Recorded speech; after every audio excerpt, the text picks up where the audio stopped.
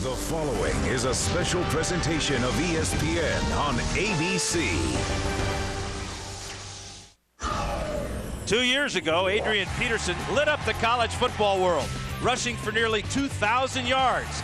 He was second in the Heisman vote, the highest ever for a freshman. Despite battling ankle injuries last year, he still broke the 1,000-yard barrier. And in 2 games this season, the junior sensation is averaging over 150 yards a game. Peterson's the best running back in college football. Now he comes to Eugene to continue his high-stepping ways to the Heisman Trophy. But today, the Ducks of Oregon have other plans for these Oklahoma Sooners. The Sooners and the Ducks are on a collision course straight ahead.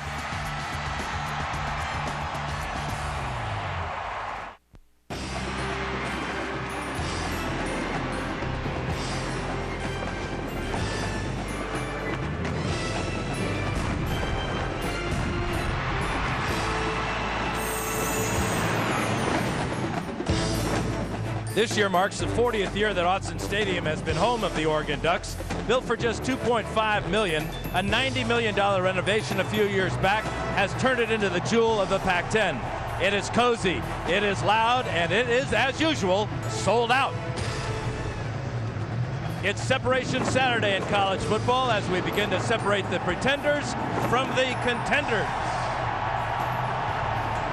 Welcome to this top 20 battle between the Big 12's Oklahoma Sooners and the Pac-10's Oregon Ducks.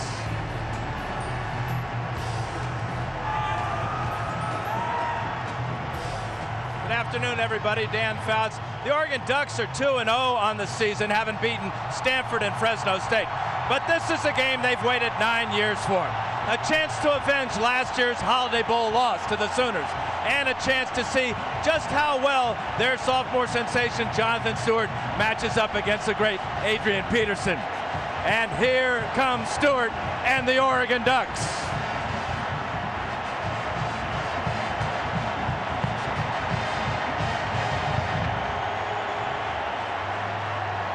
My partner is Tim Brandt. Tim, welcome as well.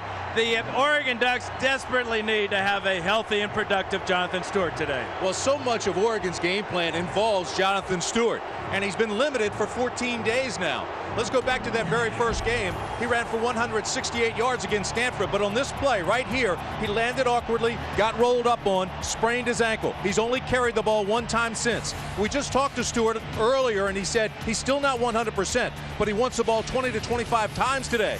If he's not in there, Jeremiah Johnson comes in. He's been stellar. Different kind of runner, good change-up guy. He's a dash and dart guy. He's averaging over 6 yards a carry. And Dennis Dixon, the quarterback, the trigger man, has not been sacked, has not thrown an interception. Today, he's got to be clean. He's got to get on the edge, or Oregon will have a good, solid chance here at home. Well, for Oklahoma, they're also 2-0 on the season, and quarterback Paul Thompson has been very solid. But we're in for a real treat today, folks, to get to see Adrian Peterson run. I think you agree. Adrian Peterson's the best running back in college football. He's big, he's strong, he's fast, he's got incredible instincts. They call him AD all day because he gets stronger as the game goes on. As a matter of fact, more than 60% of his career yards come in the second half. And when defenses load the box, then Paul Thompson, like last week, Washington loaded the box, Paul Thompson does play action, went 9 for 11 and a touchdown. Paul Thompson, if he doesn't hurt him today with turnovers, Oklahoma will be right in the thick of this thing late. Well, the Sooners have never lost to the Ducks in 6 games, but this is Oklahoma's first visit to Autzen. Capacity's 54,000, but close to another 5,000 standing room only crazies hope to make this a day the Sooners will never forget. The kickoff is next.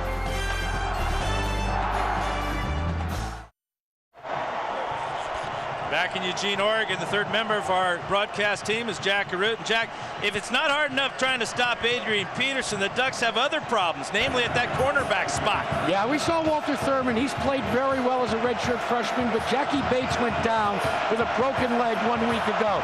So who steps into the breach today? Another redshirt freshman, Jairus Byrd. Now, the problem with Jairus is he's never played corner before. Nick Aliotti's had a lot of sleepless nights concerning that, but he told both his corners today this will be their defining moment. Guys?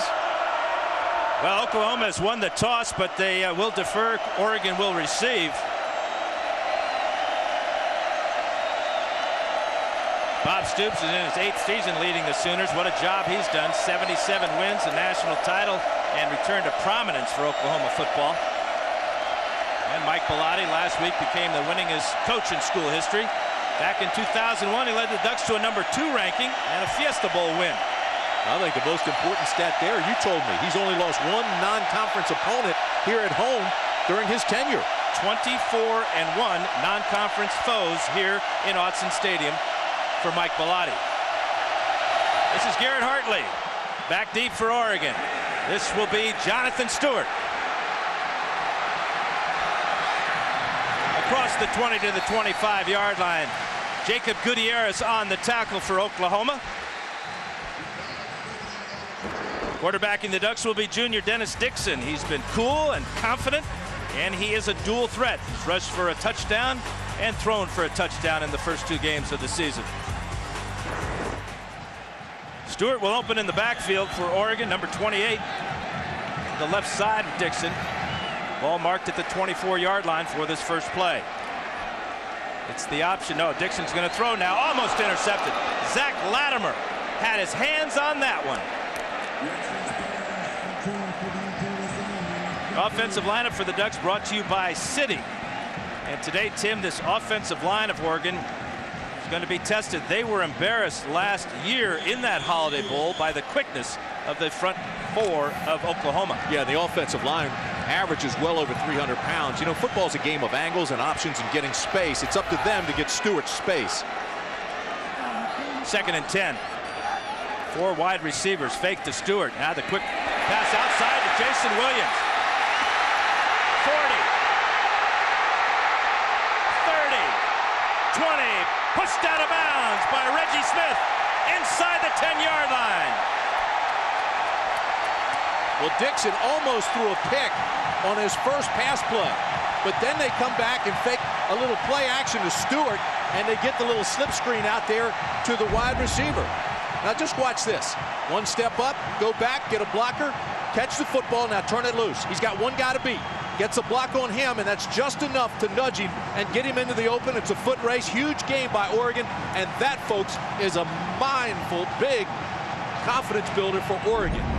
Broke a tackle of Jason Carter, 67 yards on that completion. Bottom of the screen is Garen Strong taking Williams' spot here. 1st and goal for the Ducks. The hand inside to Stewart, breaks a tackle inside the 5, down to the 2-yard line. Another broken tackle. This time Zach Latimer can't bring him down. Defensive lineups for the Sooners. And when you talk defense in Oklahoma, you talk about the great Rufus Alexander. Well, he's a sideline-to-sideline guy. As a matter of fact, Alexander is to this defense what Peterson is to the Oklahoma offense. He's a big-time player, but Oklahoma's already missed 3 tackles on this drive. And that's something that's plagued them in their first 2 games against Alabama, Birmingham, and last week against Washington. Calvin Thibodeau, the defensive end at the bottom of the screen, in for the Sooners. And inside Stewart, touchdown Oregon. Another broken tackle from 2 yards out. Jonathan Stewart, C.J. Ayu couldn't bring him down. Yeah, and Stewart has yet to hit the ground. He has not gone to the ground yet. All the blocking goes this way, and he just comes up behind him and scores easily. Walks in.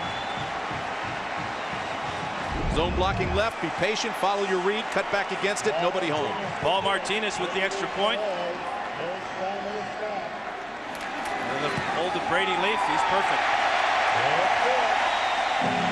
The Ducks have scripted this one better. After throwing a near interception on the first play of the game, they go 4 plays, 76 yards in 1 minute 21 seconds, and they lead the Oklahoma Sooners 7-0. You are watching ESPN College Football on ABC.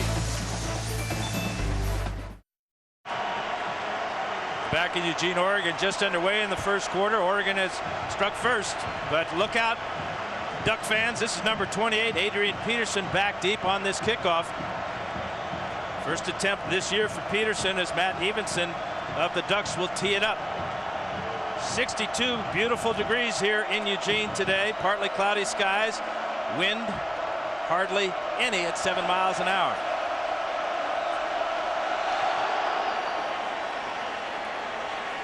Peterson at the 1. And he's corralled at about the 21. Good coverage by the Oregon special teams.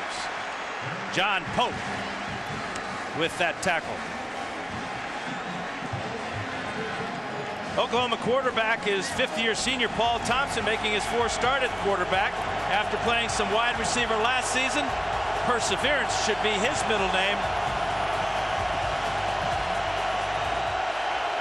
And if you're Oklahoma, Dan, you can't panic. You took a shot to the mouth right out of the gates.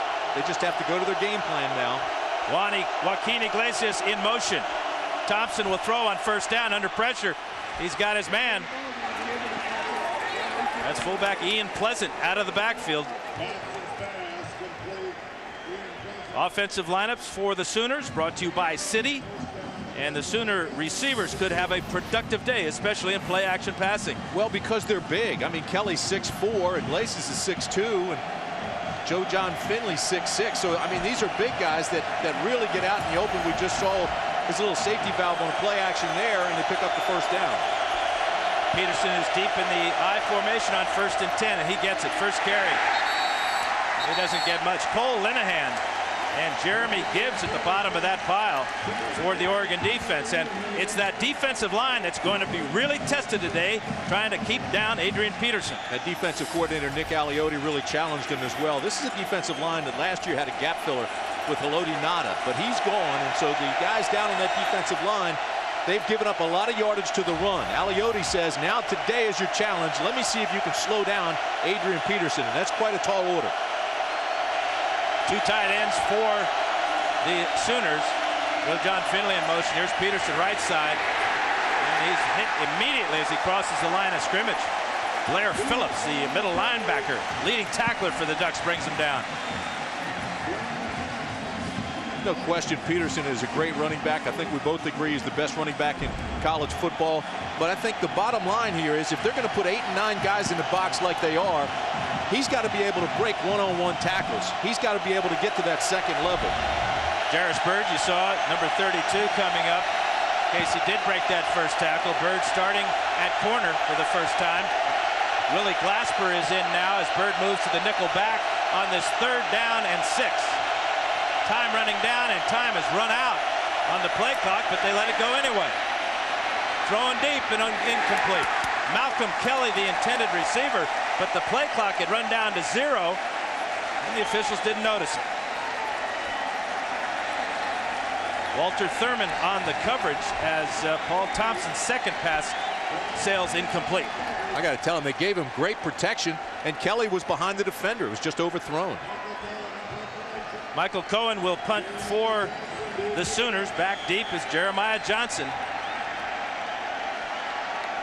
Johnson's brought back 6 punts this season for a healthy 15.5-yard average. He's standing back at his 20-yard line. Almost blocked. Jamil Dowling almost blocked that. The ball is shanked out of bounds. Rolls out at about the 27, 28-yard line. 36-yard punt by Michael Cohen. Jamil Dowling with the layout almost gets this punt from Cohen. You're watching ESPN College Football on ABC.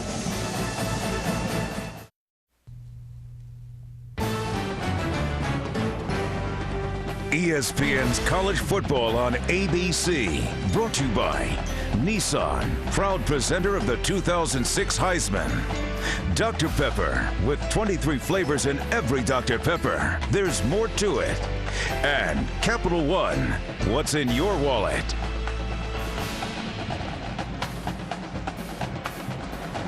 Back at Autzen Stadium in Eugene, they've had plenty to yell about so far. Oregon getting on the board early, and their defense coming up big. 5 defensive backs will be employed by the Sooners on this set of downs. 1st and 10 from the 28-yard line for Dixon. Stewart next to him in the backfield. Straight back. Quick throw to Jordan Kent. and Kent's got it first down. We're close to it. Rufus Alexander with the tackle, and Jack Garrett. Jonathan Stewart has some help with some new footwear, huh? Yeah, I feel like a Nike shoe salesman now. These are the normal Nikes that all the Ducks would wear. But what they've done now is they've taken this special Nike, flown in from Atlanta, Georgia. You notice it says Vic on it. They were designed for Mike Vick. They provide additional ankle immobility. They say that it could help Stewart go from, as Tim Brand said, 97 to 98% today. Well, it helped him pick up that first down right there. Running left. Remember, the sprained ankle is on the right side. But Stewart, with that carry, moves the chains. And Oregon going with a hurry up, trying to really keep an up tempo here so that there are no personnel groupings and no changes for that Oklahoma defense. What a catch by Stewart. That ball was close to being a backwards pass. Zach Latimer with the coverage that time. Dangerous pass by Dennis Dixon.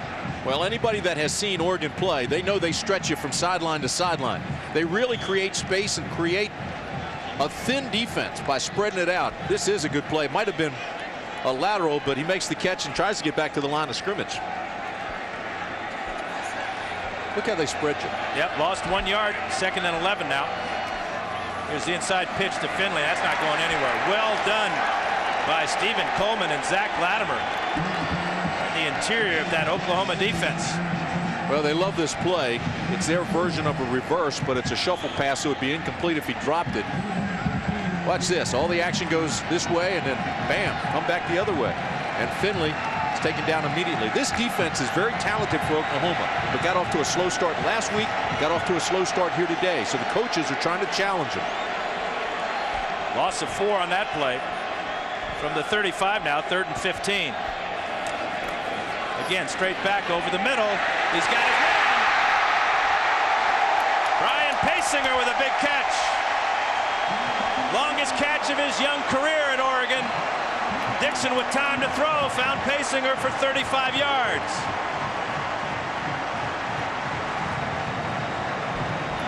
Vladimir screen, slot receiver, Paysinger. He comes in. Ball is thrown right into the middle of the zone. Perfectly thrown. They came with a blitz, too.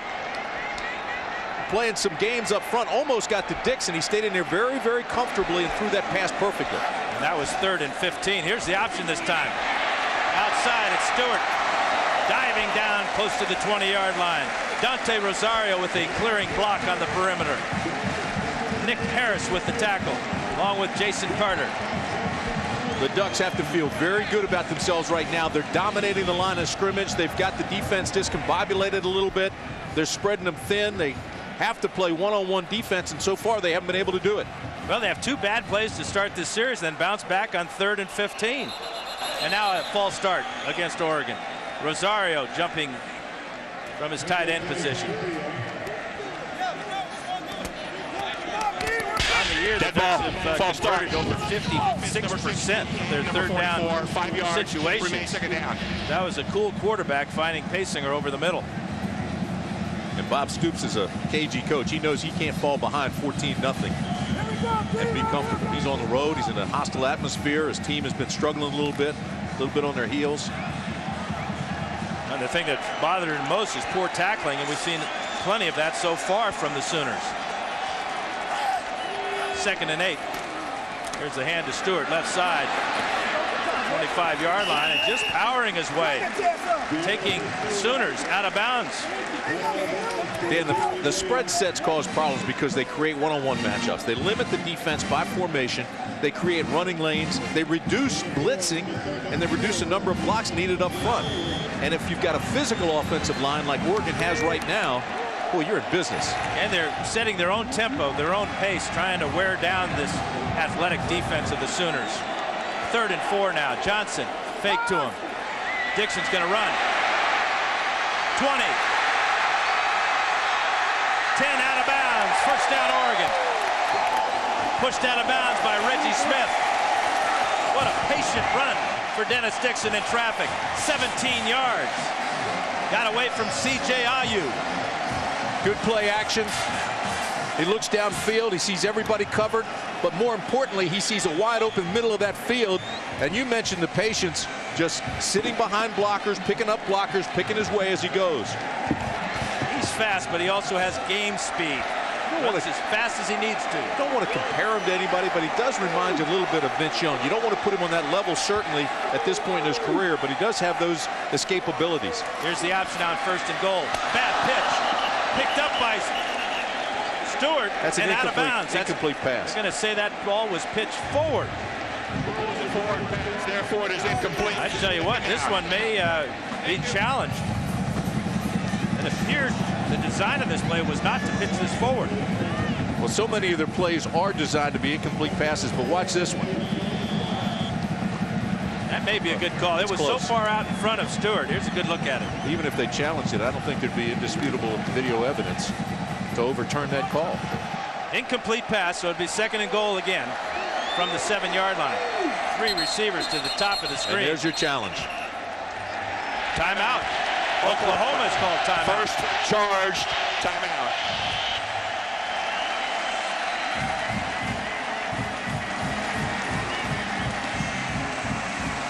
So no challenge. I think they just want to regroup.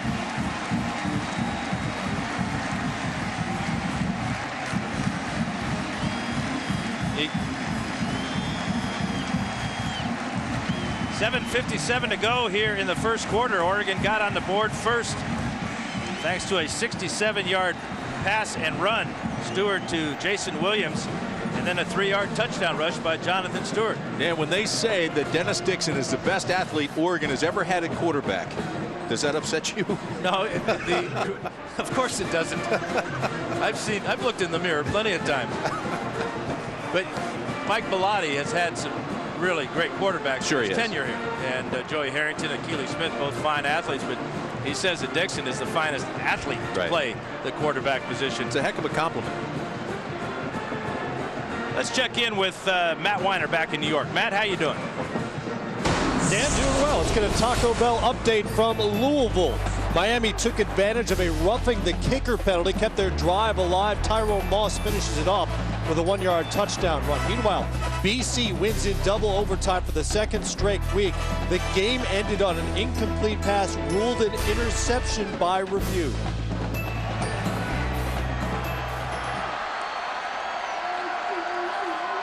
Finley and Stewart in the backfield with Dixon. Fake to Stewart. The pass now to Rosario inside the 5-yard line. Another misdirection play for Oregon. Nick Harris was not fooled, though. Well, Rosario actually started on the left side of the formation. He's such a big guy at 6'4", 250. He just slid behind the line of scrimmage into the flats. Well-designed play. He had Oregon's only touchdown last time these two teams played in the regular season. See where he started? Behind the line of scrimmage, crosses over, gets into the flat. Almost impossible to stop that. That linebacker has to chase him, but he's in front of the line, the offensive line. 3rd and goal now for Oregon. The quick throw, the alley-oop. And it's knocked away beautifully by Marcus Walker. Intended for Paysinger, but Walker just made a sensational play. Well, he knows where he is in the end zone, and he knows where the out of bounds is, and he knows that the receiver's right behind him.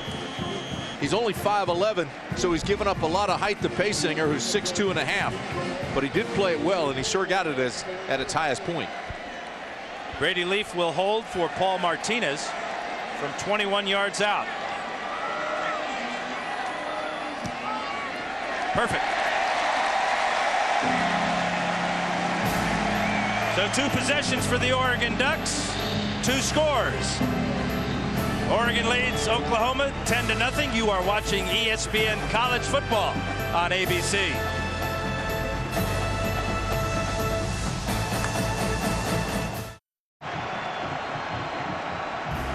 It's Separation Saturday in college football with critical tests throughout the top 25 as we begin to separate the pretenders from the contenders.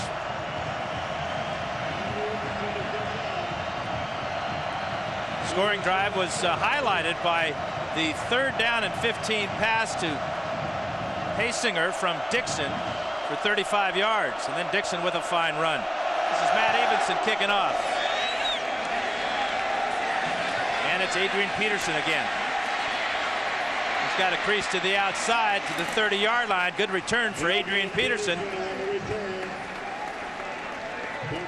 Jack Bob Stoops had his team preparing kind of uniquely this way for the noise of Autzen, didn't he? Yeah, Dan, most people will just pump in crowd noise, but what that does is creates headaches for the coaching staff. So what they did is they just took these little earpieces, stuck them in all the players' ears the first couple of days so that the coaches could talk at full decibel. They're not playing without it. They're playing without them today, but this crowd is loud. And they'll get louder when the Ducks are on defense, that's for sure. Here's Peterson. Right side, out to the 40-yard line. I think some of those players would like to have those earplugs in when they're sitting on the bench because the coaches of Oklahoma really getting after them. Not happy with the way they've played. Peterson just a little bit slow to get up. Jeremy Gibbs with a tackle. Gibbs, a junior college transfer from Stillwater. How about this man right here? Lights up a room with that smile. You know, there's so much talk about a horse collar tackle that time. There's no question he was pulled down from the top. A legal tackle, but I mean, he just fell awkwardly. You talked about how slow he was getting up. Well, he's at the top of the screen now as the Sooners go empty in the backfield. Thompson to throw. He's got Malcolm Kelly, and they've got a first down. They've yet to throw the ball to Peterson when he's either in the slot or out wide as he was that time. But as Stoops says, he is a threat without the ball as much sometimes as he is with it. Well, while he's out there, he's got to go through and do what he's supposed to do. He missed a block, and that's exactly why they were able to make that play stop. Thurman just came up untouched. Peterson's got to get ahead on him. Another timeout for the Sooners as Joe John Finley called the timeout. Oklahoma second charged timeout. Well, tonight a resurgent Nebraska team heads down to L.A. in search of an upset as they take on number 4 USC. Saturday night football presented by Southwest Airlines tonight, 8 Eastern, 5 Pacific on ABC. College football lives here.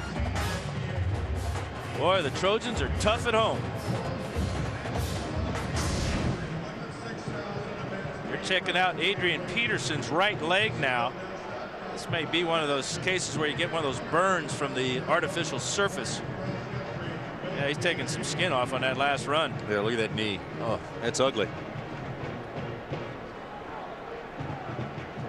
Take another look at the spread formation when they went an empty backfield and they put him up top of the screen. Now watch number 28, top of your screen, and watch what happens at the end of this.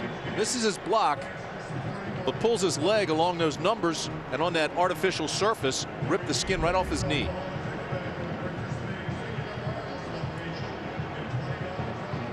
We just talked about that yesterday, Dan, about when we were playing on this kind of stuff and the burns that you get. Oh, the old days, it was like playing on a Brillo pad. And you get those staph infections. Now they protect themselves pretty much. This may have been where he got it. All right, you see him pull him down by the collar, and look at his right knee there. He just went down awkwardly and slid on that knee. Yeah, that skin will be scraped up and sold on eBay tomorrow. First and 10 for the Sooners now, close to midfield. Peterson right up the middle, and he's got something. Broken tackle, first down. Adrian Peterson with his best run of the day. Broke the tackle of Patrick Chung. Just exploded. Trap play, got good blocking, got into the second level. 14 yards of second level, Tim. Boy, watch this. They block down this way. These guys come this way, and then he just comes and splits it right in the middle. Bam! Into the second level. Good tackle there to take him down, or he was gone. Great block by Chris Messner, the senior left tackle, the dean of this offensive line. First and 10 now for the Sooners. Here comes the reverse. Iglesias got it. And he's stopped by Jarris Byrd. Heads up play by Jarris Byrd, playing his very first game as a cornerback. Has been a rover. The redshirt freshman, because of Jackie Bates' injury, had to be moved to corner. Every time Oklahoma has gone to the empty backfield, it's gone to a completion. It's led to a completion all season long. Here, they come to that formation. Now they run the reverse on the outside, but well defended by Oregon. Ian Pleasant, the fullback, in front of Peterson on 2nd and 8. Quick pass. Emmanuel Johnson with his first catch, and he's close to a first down. Bird pushes him out about 2 yards shy.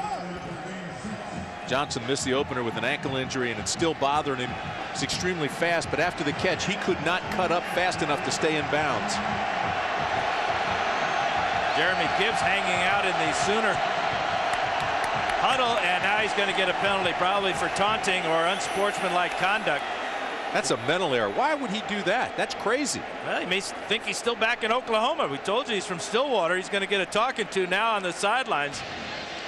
Ball foul, unsportsmanlike conduct on the defense. Tapped it into the goal. First down. You can take that stuff right back to Stillwater because that's a mental mistake. Emotion gets in the way of concentration. That is just a stupid penalty by Gibbs. Lost his poise last week down in Fresno. Lucky not to get tossed out of that game. David Fa'atete will come in and take his spot. The junior from Medford, Oregon, number 90. Oregon is thin at defensive line. They cannot afford to have Gibbs out too long. Boy, if you're on that defense right now, you're eyeing 28, and you better get after him. Iglesias in motion. 1st and 10 Sooners. Thompson.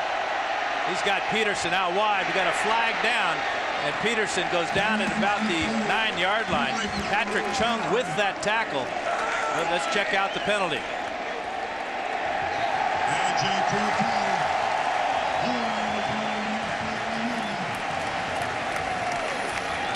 So instead of being inside the 10, the holding's going to take him back outside the red zone.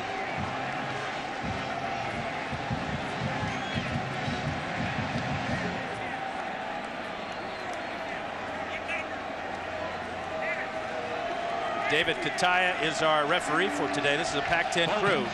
Offense, number 50. Penalty 10 yards. Previous spot. Repeat first down. John Cooper, the sophomore from Fort Collins, Colorado. What a great story is to have him in the lineup after breaking his ankle last year against Texas Tech. That's holding on. He's working against David Fa'atete. So fresh legs come into the game, get a holding call in the center. 1st and 20. Iglesias again in motion. There's a handoff to Peterson, right side, and he's not going to get much. Jarris Bird with another tackle. Appears Oregon's playing more zone now, Tim, to prevent Peterson from getting to the outside and using that great speed. Well, they run that 4-2-5 defense, and it's really like the old days, and we talked about this earlier in the week, like the wide tackle 6. You can get 7, 8, 9 guys in that box. Look at all these guys up here in green jerseys right here in the middle of the screen. And now all of them just chase down, inside out, gain leverage, complete leverage on the running back Peterson. And again, Peterson's going to spread all the way out to the numbers at the top of the screen. That's Adrian Peterson. And again, the Sooners have to call timeout, and they're out of timeouts in the first half. 3rd and final timeout. 3 minutes and 22 seconds to go in the first quarter. The Sooners are out of timeout. You are watching ESPN College Football on ABC.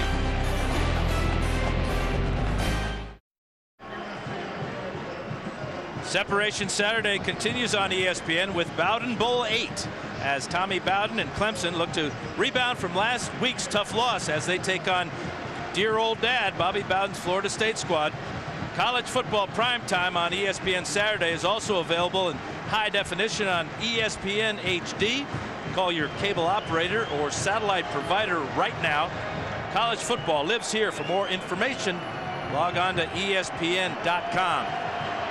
You know the thing, Timmy, about using those timeouts, Bob Stoops cannot challenge a play now in this first half. That's exactly right. The other thing that jumps out at me is, I mean, Oregon is ranked 79th in the country in run defense. So far, they have prevented the explosion plays. Fake to Peterson. Thompson in trouble. Down he goes. A.J. Tuatele with the tackle. They gave the look of a 3-man line, but Darius Sanders from his defensive end spot forced Thompson up into the pocket where Tuatele was coming on the blitz.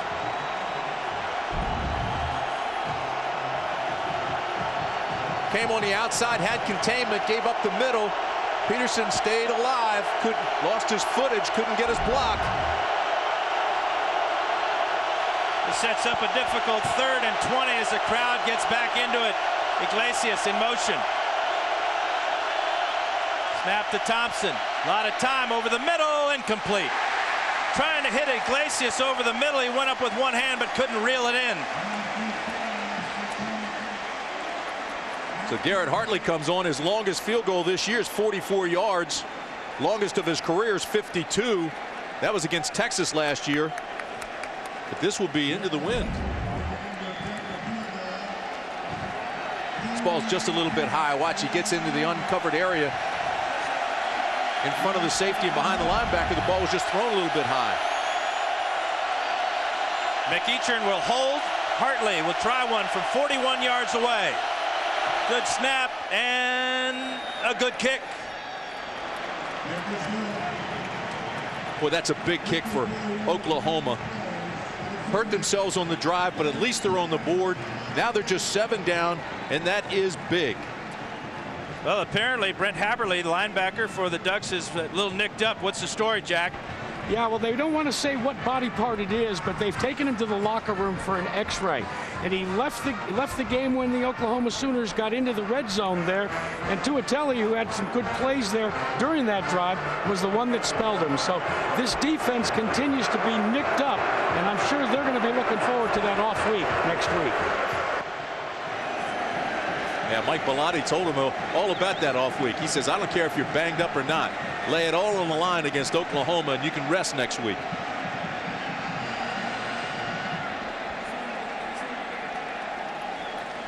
Ducks played a very physical game against the Bulldogs of Fresno State last Saturday night, losing Jackie Bates. A number of players were hurting earlier in the week, but nothing like a schooner coming to town to raise that level of adrenaline and get you back out there.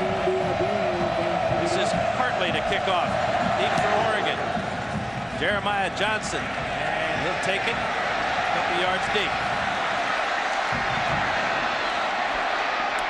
Across the 20-yard line and down there. Tackle by Curtis Lofton. So far, Dennis Dixon has been almost flawless. He's got 6 completions, and they're 6 different receivers. You know, since the Ducks went to the spread attack last year, they added almost 10 points and 40 yards to their averages. And this year, that's even going up. 1st and 10 for Oregon. Stewart in the backfield. Another quick throw. This is Jason Williams. 1st down, Oregon. Got inside of Jason Carter, and Dennis Dixon continues to roll.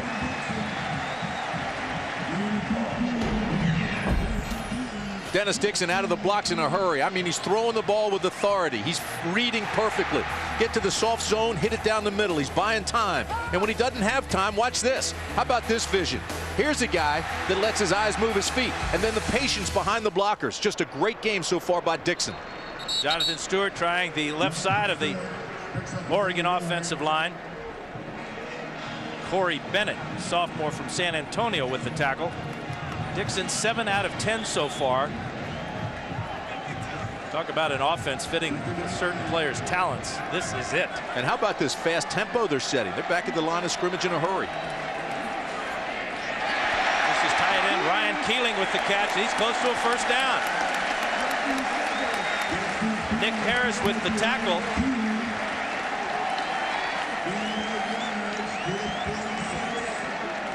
In the first year of running the spread attack, they never got to the point where they could maximize the tight end position. And it's become a point of emphasis. And they use Rosario and now Keeling, who's 6'5", and it brings up 3rd and short. Stewart left side, 1st down and more. Into the secondary. Jason Carter has to come in and lay him down. Didn't need a whole very big hole. He got through it and into the secondary quickly behind Shergi and Lucas up front. Boy, and just you talk about space, you talk about thin in the box. Watch the running lane right here. And then, folks, see you later. There he goes. He gets into the 2nd level, and it's a one-on-one play. 16 yards that time. Dixon in trouble. He's going to go down. Calvin Thibodeau And the fans don't like the way they twisted the body of Dixon down to the ground. Latimer, number 46, the leading tackler for the Sooners, like a broken play. This defense right now needs some success, needs something good to happen, because Dixon's just picking them apart with his arm and his legs. Now that is how the first quarter will end.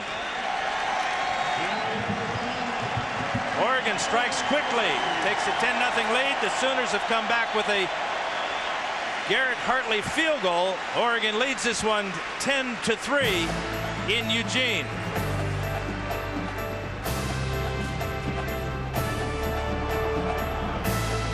You are watching ESPN College Football on ABC.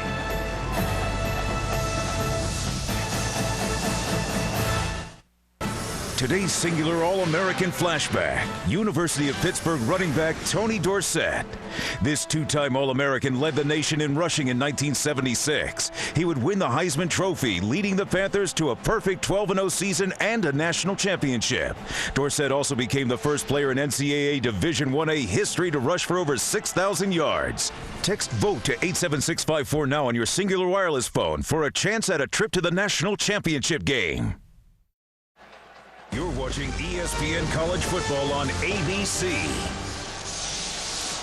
Back in Eugene, Oregon, along with Tim Brandt and Jack Root, I'm Dan Fouts, where the Ducks lead Oklahoma 10-3 to start the second quarter. It'll be 2nd and 13 for Dixon. He's got and dropped. Brian Pasinger dropping that pass. Hey, time to check in now with Matt Weiner. Matt? Dan, time for a singular All-America Player of the Week update. Drew Tate led the Hawkeyes to a comeback win over Iowa State, 274 yards passing, 3 touchdowns to claim the Cy-Hawk Trophy. And Dan, to cast yours, you can text VOTE to 87654 on your singular wireless phone. Have a chance at a trip to the national title game. 3rd and 13 for Dixon. He swings it out here to Stewart. He's got blockers in front, but he's not enough for a first down. Zach Latimer with another tackle with help from Nick Harris. You know, Gary Croton, the offensive coordinator for Oregon, scripts the first 25 plays. He has been so successful. This is a bestseller, this script. He should stay with it. He now has seen how they react. He'll make his little subtle adjustments, especially for down and distances. But right now, Oregon just rolling. And this is the first stop we've seen of Oklahoma today. Decision time for Bellotti. He's going to check out his field goal kicker, Paul Martinez now. He's going to go way deep, too, for this one, Tim. Yeah, this is 51 yards. Out of his range, I thought. Leaf to hold. Stemmer to snap. And you're right, Tim. Comes up about 10, 15 yards shy. And that will give Oklahoma great field position when we come back. 10-3 Ducks. You're watching ESPN College Football on ABC.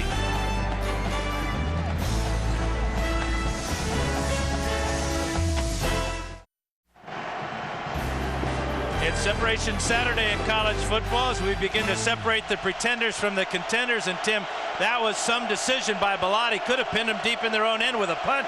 A momentum changer. I mean, Paul Martinez, as long as his 51, he was trying to go. That's his longest, and that's what he tried and didn't even come close. You know, the thing about Martinez, Dan, he led the nation in field goals made per game last year, so Bellotti loves him and has a lot of confidence in him. But rather than pooching it down and get it inside the 10, you're giving Oregon now some room to run here. They score and tie this thing up, they get a little momentum. That's a momentum changer, that decision and that miss.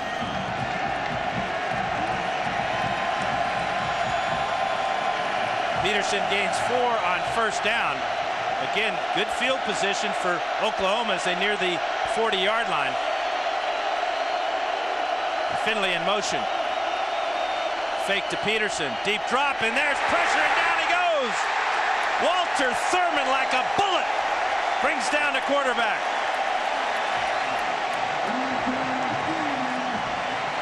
First sack of his career, the redshirt freshman with a big play.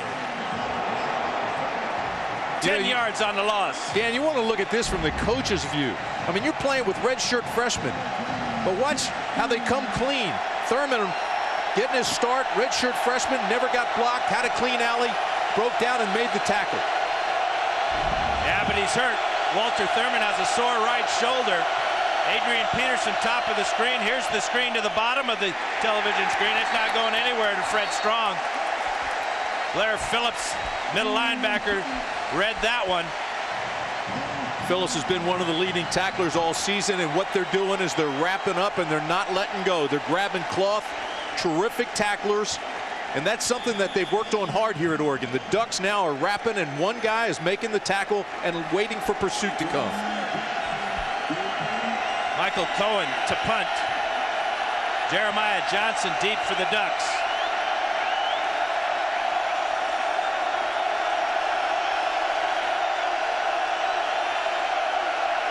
Low snap.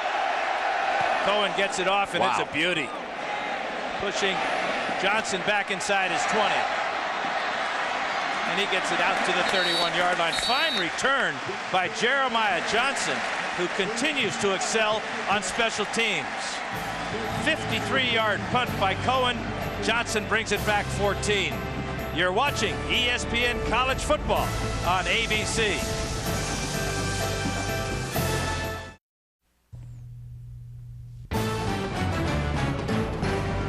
ESPN's College Football on ABC, brought to you by the totally new Jeep Compass, freedom in a whole new dimension. Under Armour, the advantage is undeniable. IBM, what makes you special. And Midas, for mechanics known for their work and their word. Trust the Midas touch.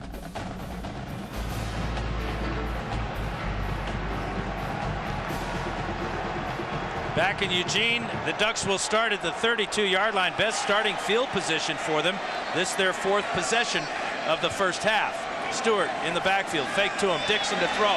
He's going to throw deep for Jordan Kent. Kent goes up and he can't bring it in. Marcus Walker at 5'11", trying to defend the 6'5" basketball player Jordan Kent, and Kent couldn't bring it in with one hand. Well, I tell you what, though, Dixon is putting that where his guys can get it. People look at this and say dangerous pass, but he knows that he's got the height advantage, and he knows Kent has that big vertical leap. Put it up there, and that was almost a completion. Walker, as you mentioned, 5'11", guy with 2 shoulder surgeries, reaching up like that, no chance. Heck of a play by Walker. 2nd and 10 now from the 32. We got flags. Anoka Lucas, the center.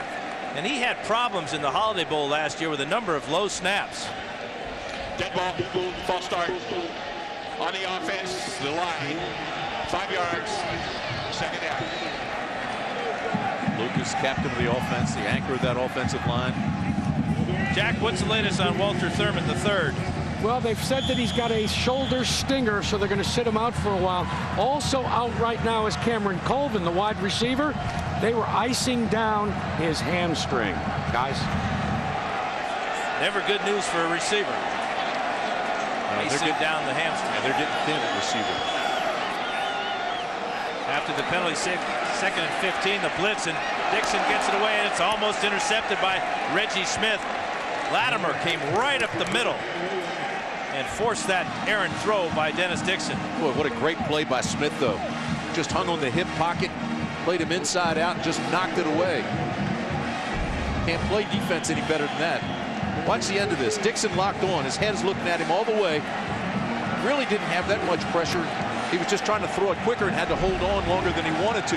Didn't throw it on time. I think when Rufus Alexander's coming at you, that speeds up the clock a little bit. But keep in mind, he hasn't been sacked all year.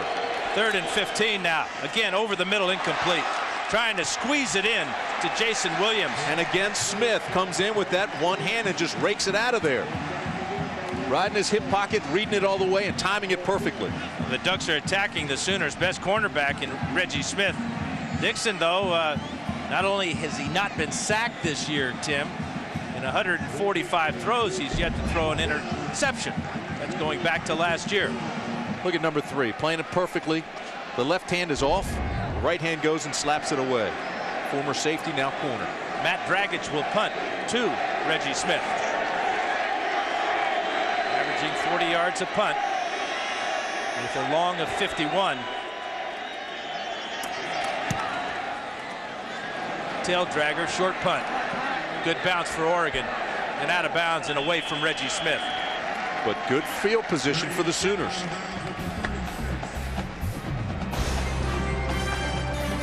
"40-yard punt for Dragic, no return." Sooners have the ball when we come back.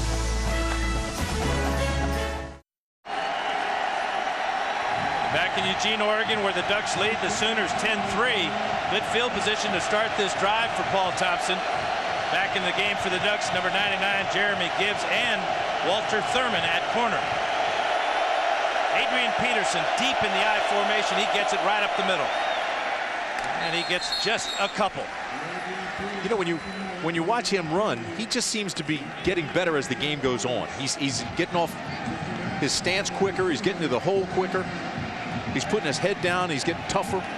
Just have a feeling he's going to explode. He's a guy that you hold your breath every time he is handed the ball. He only has 7 carries for 35 yards, but you just have that feeling, Dan, that he's just going to take one to the house. 3 wide receivers, Iglesias in motion. Peterson gets it left side this time, and Cole Linehan, the sophomore from Forest Grove, Oregon, and Banks High School with that tackle. Linebackers reading, watching him, keying on. Watch this. These guys, their eyes are on number 28. Here's a handoff. Read, scrape, get outside. Boy, Linehan really nicely done. As if they have to prompt this crowd to make noise on a 3rd down and 8. Thompson changing the play.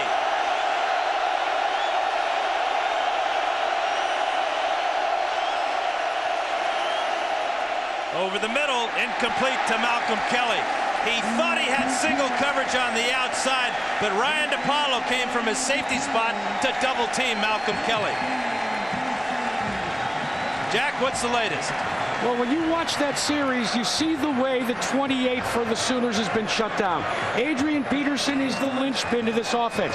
Nick Aliotti told his defense that and said, if we can shut down Peterson and make Paul Thompson win or lose this game, we've got a shot. So far, so good, guys.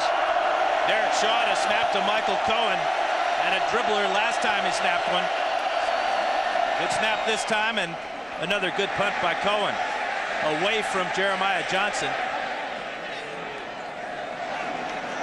And it rolls dead at about the 22-yard line. Now let's check in with Matt Weiner with a SportsCenter in-game. All right, Dan, Penn State humbled last week in South Bend. Just scored to go up 10-0 on 1AA Youngstown State. Meanwhile, Michigan flourishing at Notre Dame, up 20-7. Mike Hart has scored following a Darius Walker fumble. Michigan has scored 14 points off 2 Irish turnovers.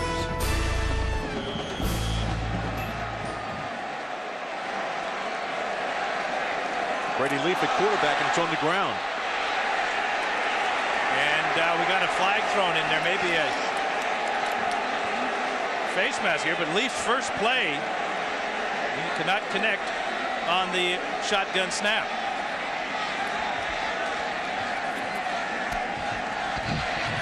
Incidental face mask on the defense. 5 yards for previous spot. Repeat first down. What a break that is for Oregon.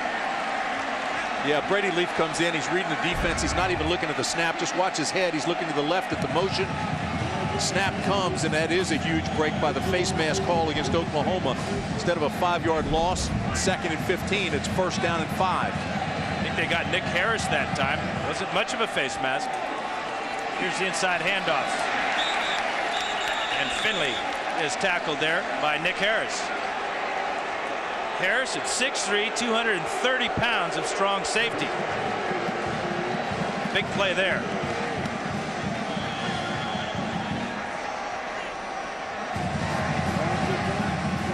Nothing wrong with Dixon. They just like to get Brady Leaf in and get him some snaps, get him some repetitions.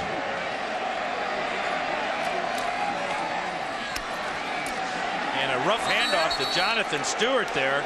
Yeah, and the crowd wants Dixon back in right now. They aren't happy because it's taken away their momentum. Dixon on the sidelines.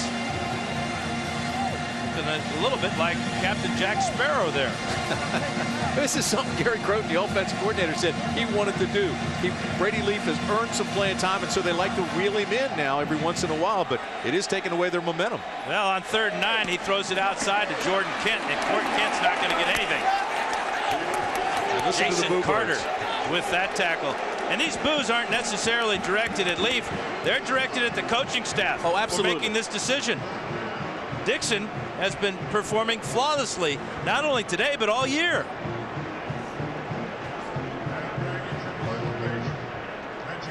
So Dragic comes out for Oregon to punt it back to Oklahoma, and the Sooners should get great field position.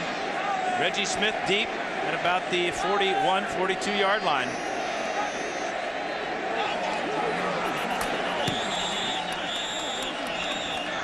And we've got a flag before that ball was punted. It appeared that Nick Reed may have moved early, backing out of his stance. You know, nothing against Brady Leaf because he really has worked hard. False start, left side of the offensive line. But this is just getting worse. It remains 4th down. See, this is getting worse now. They're moving it back. Now, Oklahoma's going to have great field position here. The momentum has changed with 7.5 to play in the first half. No question that momentum, thanks to the play of Oregon, this last couple of plays has swung over to the side of the Sooners. Eric Steimer will snap this one. And a better punt this time by Dragic. Fair catch called for and made by Reggie Smith. Dan, let's take a look at the Pacific Life game summary. We'll tell you how this game got going early. Oregon with a 10-0 lead, mainly because of Dennis Dixon. He played so well early on, just reading the defense, maintaining his composure, passing 9 for 16, 138 yards. This was the big play early. And then when he dropped back to pass, he saw the middle open up. He's got 2 carries for 14 yards. That's been the difference. And Jonathan Stewart, not as many carries as we thought early, but he's got 7 for 42. Adrian Peterson, where is he? AD has not really shown up yet. He's got 8 carries, 33 yards, no touchdowns. They've held him in check. Flag down. Thompson throwing deep. He's got a man behind the secondary. Joaquin Iglesias walks into the end zone. Touchdown Sooners. And the way the Oklahoma coaches are reacting, this flag is going to be against the Sooners.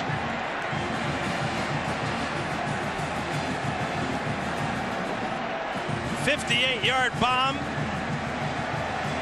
and it's coming back.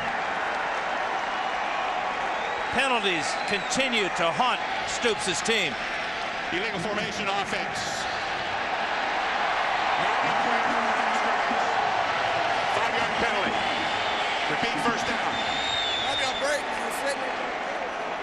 Iglesias got behind Jarris Byrd. He was wide open. Thompson saw him, but it was an illegal formation. Unbelievable. This has been a nightmare of a first half for Oklahoma. Malcolm Kelly goes to the top of the screen. Iglesias in the slot, now in motion. Fred Strong at the bottom of the screen. Here's the hand to Peterson. And he gets pushed out of bounds by the other number 28, the forgotten 28. That's J.D. Nelson. You know, everybody talks about loading the box to stop Peterson, but they also have great containment, and they're running to the football. Great pursuit. Watch this. These guys have the outside, so they know that if he gets outside, look at the break on the ball. Just run him out of bounds. They're cutting off angles. They're cutting off his options, and everybody's running to Peterson. 2nd and 11 from the 41. Again, the fake to Peterson, the throw outside. And Malcolm Kelly can't bring it in. Jarris Byrd knocked it away. So far, Nick Aliotti's defensive game plan is working to perfection. Stop Peterson, stop the big plays, and let Paul Thompson beat us if he can. Again, they put 8 guys in the box, loaded up for the run. Thompson goes to the pass. He's got a little bit of backside pressure, steps up and throws it high. Darius Sanders with that pressure. Sooners are 0 for 4, converting third downs in this first half. This is a tough one at 3rd and 11. Iglesias moves. Fake to Peterson. Throw down the sidelines for Kelly. Thrown too far. Coverage by Walter Thurman. And Thurman cut off Kelly. Couldn't get to that long throw. 0 for 5 now on third downs for the Sooners. Well, the theory for the Sooners is good. Pass to get them out of the box so we can free up Peterson. But unless you hit these, and there's the contact, playing inside out, that is great defense. That's not interference. Great defense inside out using the sidelines. Unless he completes some of those passes, Dan, they're going to keep the box loaded. No question about that, Tim. Cohen for another punt and another beauty. Really high. Fair catch ball by Johnson. Drops it. Ball bounced forward. It went under a Sooner, and now the Sooners have got it at the 20-yard line. That's their biggest play of the game. Jeremiah Johnson with his second fumble on a punt return this year. Recovery by Hayes. Lewis Baker, the linebacker, on special teams.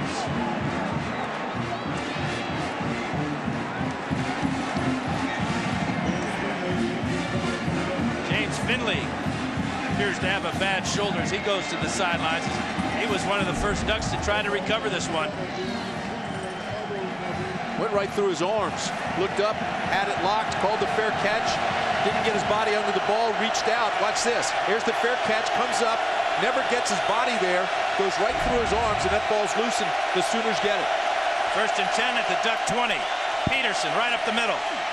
And he runs right into A.J. Tuitele. Tuitele in the game for an injured Brent Haverly. Making another fine play. Cohen's punt was like a knuckleball, too. That thing was moving. Tough catch. 3 yards on the gain for Peterson. Kelly goes wide to the top of the screen. Iglesias now will go in motion. Fake to Peterson. Thompson's got room. He throws. He's got Iglesias inside the 10. Kwame Ajiman and J.D. Nelson on the tackle, but this is going to be 1st and goal for the Sooners. Best throw of the game for Paul Thompson. Absolutely. And he did it on the roll, Dan. He threw it across his body, and he put something on it, too. That baby was a tight spiral with zip. Watch the inside receiver, number 9. That's Iglesias. He'll go down. Bam. Sits down. The ball's waiting for him. Threw the ball before he even turned for it. High formation now for the Sooners. Finley in motion. Peterson deep. And he gets it. And again, trying to middle of that Oregon line, J.D. Nelson, one of many Duck tacklers on the play.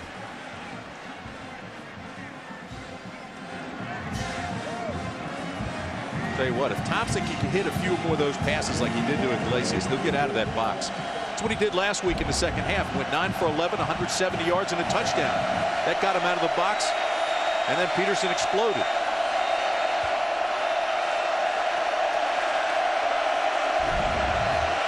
Second and goal now. Finley shifts to the weak side. Fake to Peterson.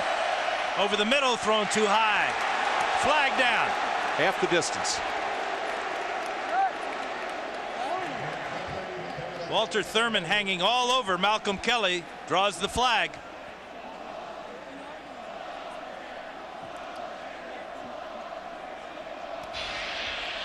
Pass interference defense. Number 28. Ball will be placed at the 2-yard line as the foul occurred in the end zone. Automatic 1st down. Going to get J.D. Nelson. The Oregon fans are saying this ball was thrown too high, not catchable. Yeah, but look at the safety in the corner. They say, I'll meet you half the distance right between each other. They funnel him in there, but there's contact while the ball's in the air. So they move it right down to the 2. J.D. Nelson wasn't anywhere near that play. So it'll be 1st and goal at the 2-yard line. Peterson. No, nothing. Blair Phillips first to meet him with Cole Linehan. Not only met him, he stoned him. You don't see Adrian Peterson going backwards very often. Phillips is 6'2", 240 pounds. He's a senior. Met him right up in the line of scrimmage. Tuck that tail, sky the eyes, and drive. Watch this. Into the hole, meet the linebacker. Here he is. Stand him up, get help, and move him back. Second and goal. We got a false start here. Flags have come flying. And you can hand this one and give credit to the Oregon crowd. Brody Eldridge, the redshirt freshman rather, moved early. And this was what really killed Oklahoma last week against Washington when they had 5 of these false starts. Dead ball. False start. Offense. Number 83. 5 yards. Second down. You know, Tim, after that play, Adrian Peterson appeared to be a little bit upset with banging his head against that Oregon defense. I would think that he wants that ball on the perimeter and quit testing the middle of that Oregon defense. Yeah, he's definitely frustrated, no question about it, but I would go to a play action right here. And Thompson, it's up to Thompson now because they've been just stopping Peterson. Thompson in the shotgun. Iglesias moves across the formation. Ducks are looking like blitz. And we got another false start. Chris Messner this time. The senior left tackle moved early. Again, the Autzen crowd making a difference. And the players appreciating it. Offense. Number 79. 5 yards. Second down. Dan, that cannot happen. Messner's a senior. He's the lone returning starter from last year. Moved from right tackle to left tackle, and he just jumped. Got anxious. As you say, the crowd affected him. Well, and also the Oregon linebackers jumping up into the line may have caught his eye as well. So the Sooners are going backwards now. It's still second down and goal. 3 minutes to go here in the first half. Thompson in trouble. Another flag down. Thompson's got some room now. 10-5 out of bounds. They may get Chris Messner one more time, this time for holding. This is unbelievable.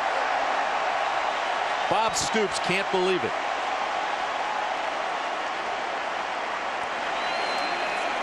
Messner holding on Matt Tuena. Holding. Offense. Number 79. 10-yard penalty. Still second down. Messner again. Here he is right here. Almost a tackle. That's why Thompson bobbled that ball. Tuena got a hand on it. And negates another huge play.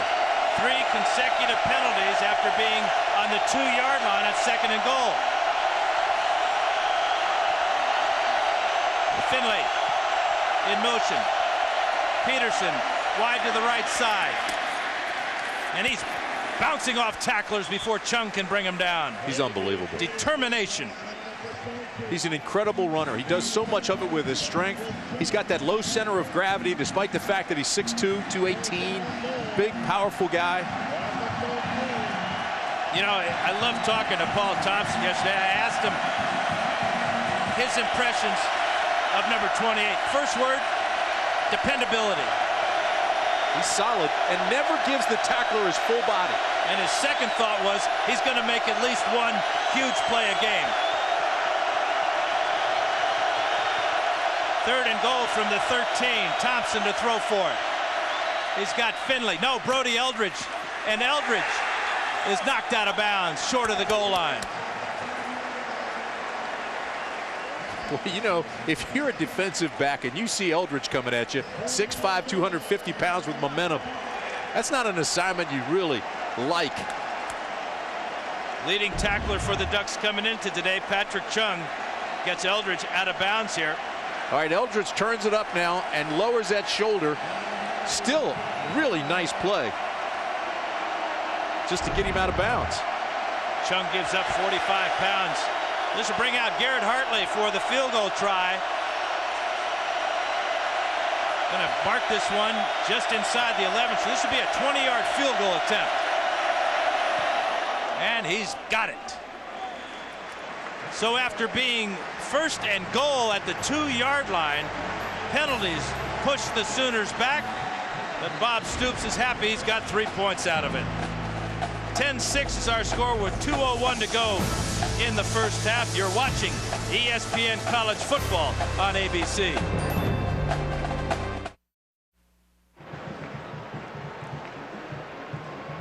2:01 to go in the first half. We realize we're having some video problems. We apologize for those. We're working on it. Don't want you to miss any of this one. This one's got the feeling of a last second play to win this one. Here's Hartley to kick off. And deep for Oregon. This is a good kickoff. Jeremiah Johnson. Barely out to the 20-yard line. Let's check in now with Matt Weiner with a SportsCenter in-game. All right, Dan, a little bit of a nervous start for Louisville at home against Miami, but Brian Brohm to Mario Urrutia, and the big man gets behind the Kane defense and goes 56 yards. Braun already 168 yards passing now at halftime, and the Cardinals lead at 10-7. All Michigan 27-7 in South Bend. Thank you, Matt. Ducks will start at the 20-yard line. Less than 2 minutes to go in the first half. Dixon hit from behind. That's a fumble. Larry Burdine with the pressure. Oregon with the recovery. That's the first time somebody's gotten to Dixon this season. Yep, first sack. That could have been disastrous for the men in green. Now we'll see how Dixon reacts. It doesn't seem to have bothered him, but this is backside. He couldn't feel it. Steps up. Bam. Good call. No incompletion, just a fumble. That's the first sack for the Sooners all year. Inside handoff to Gout. Stewart. 25-yard line, knocked out of bounds by Darian Williams. Now it's time for this week's Aflac trivia question. Which team is the only non-conference team to defeat Oregon at home under Mike Bellotti? It's a good question. And it's proper English. I would expect nothing else from you. Good gain on that second down by Stewart. Brings up a manageable 3rd down and 4. Oregon has all 3 timeouts remaining.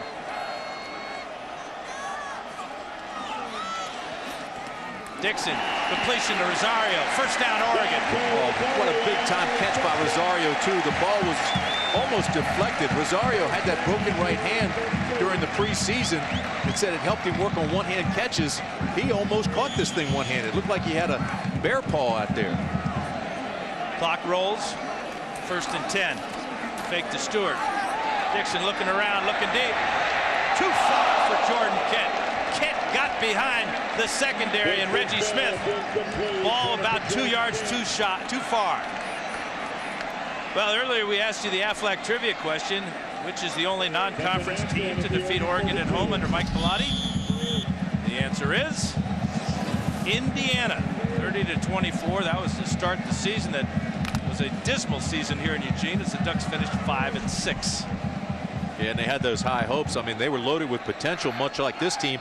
But as you said, finished 5-6. Bellotti's only losing season in his 11 years. Stewart's got it. Big hole. Midfield. Sooner territory. Jason Carter with the tackle. Jonathan Stewart having a monster first half against the Sooners. Well, he says he's got a lot to prove. Here he is. And then you just watch him just kind of explode, but he gets great blocking up front. Sees the hole, dances through it. Now he's in the second level, explodes. And keep in mind, he's 234 pounds. So not only is he fast, but he's also very powerful. He's shorter than Peterson, but wears the same number and possesses a lot of the same talents. And one of the Oregon offensive linemen, as the Ducks have called timeout, Milani Masoon, who had a tough time in last year's game against the quickness of the Sooner defensive line, and Dusty Dvorak. Well, he dropped 40 pounds in the offseason. He's down to 330. That's dropping. He had a key block on that play. Well, Monday night on ESPN continues as Joey Porter and a strong Steelers defense lead the defending Super Bowl champs against Byron Leftwich and the Jaguars. Is it Monday yet? Monday Night Football on ESPN, Monday at 8:30 Eastern. Also available in high definition on ESPN HD. Call your cable operator or satellite provider right now.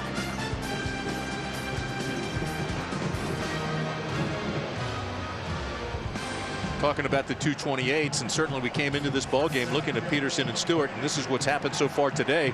Right now, Jonathan Stewart with the advantage, and look at the average. 7 yards, and of course he's got that early touchdown. Dixon, quick throw to the outside, and Kent's on a knee, and he goes down, so the clock will roll. Mistake by Kent to go down on his knees to catch this ball, and the Ducks will have to use another timeout. Well, his first responsibility is to make that catch. I think he felt the only way he could is to get down low with it. Well, he is 6'5". That's why I went to those knees.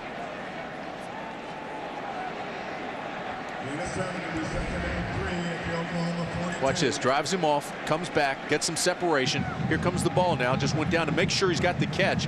But as you said, Dan, as soon as he catches the ball and those knees are on the ground, done. Yeah, he's new to this game. He's a marvelous athlete. Jack, you got more on Jordan Kent, don't you? Well, yeah, Jordan Kent is one of these guys that has set Oregon history, not in the football field, but with the number of different sports that he has lettered in. He made history when he became the first male athlete in history to letter in 3 separate sports. Now, this is his forte, running in track and field, but then he decided to try out for the hoop squad, and he was a great defensive player. And then, of course, we know the history as a wide receiver that he admits after last year, he's still learning the game. Did you ever letter in 3 sports, Dan? Thank you, Jack, for that report. You know the thing about it, when you talk to the coaches about Kent, say a lot of guys are track athletes and try to be football players. He's a football player who happened to run track and is that versatile athlete. 2nd and short for Oregon. Quick throw, fine play by Marcus Walker. Crowd wants a flag. Working against Jason Williams, but Walker with good timing, apparently. Well, earlier we saw Reggie Smith make a play like that, but his left hand was off the receiver behind him. I'm not sure this time if Walker's hand isn't. He's on his shoulder, he's riding him, there's a lot of contact, there should have been interference. Non-reviewable play, though. So we saw the correct way earlier by Reggie Smith, and there's Walker. Should have been a flag. 3rd and 3 for Oregon. 20 seconds in the half. Swing to Stewart. He's got the first down. Oh, and he almost had more. So Oregon will be forced to use their last timeout. But again, the Ducks convert on 3rd down. And again, it's Jonathan Stewart with a big play. Big ol' Ayu, CJ Ayu's out of the ball game. He's hurt. That's your defensive end. Clock running. This will be the last play of the first half. The home run ball to the end zone, incomplete. Marcus Walker with another fine play on Jason Williams. And they've got 2 seconds left. You can't defend any better than this. We talked Walker should have gotten a flag on the last one. Here he plays an inside out, uses the sideline for leverage, and plays this ball perfectly. Look how he separates the receiver from the ball by getting in between him with his body. Nicely done. Ball underthrown by Dixon, not taking advantage of the 6'4", Jason Williams. So Martinez will come on from 48 yards out. He missed badly from 51. This one on line, and good! Hit the crossbar and went through.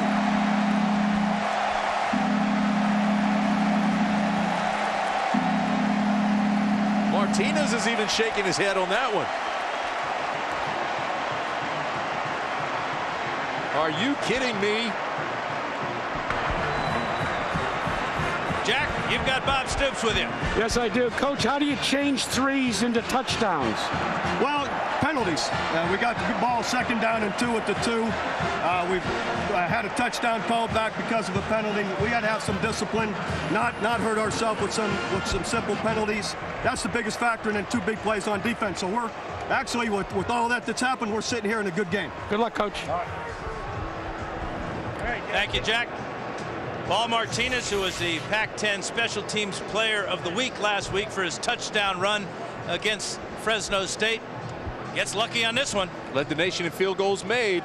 This counts. There's no pictures and no statistics. Bam, hit the crossbar, and it went the correct way. Good. It went the correct way if you're wearing green and yellow. The The Paul Martinez field goal from 48 yards out increases the Ducks' lead to 7. 13-6 at halftime. You're watching ESPN College Football on ABC. This is ESPN on ABC. Paul Martinez from 48 yards out. Had plenty of leg. Doink. It just drops through. A little 5 yards after that. 13-6 right now is the lead. John Saunders, Craig James, and Doug Flutie. And you heard Bob Stoops say it before. Fortunate to be where he is. You could hear it in his voice that they're lucky to be where they are. Oregon's had some great opportunities to make plays. Had been in open space, spread the field, had guys just get tripped up, just miss running loose, and Oklahoma got down inside the 5, had a second goal, penalties back them up. They have to settle for a field goal. So I mean, they are fortunate to only be down by. ESPN's College Football on ABC, brought to you by Chevrolet, America's brand, Chevy, an American revolution. The Home Depot, you can do it, we can help. And Allstate, are you in good hands? 4,000 Sooner fans have made the trek out here to Eugene, Oregon. They're hoping that the timeout called by Bob Stoops will result in a first down on 3rd and 1 now.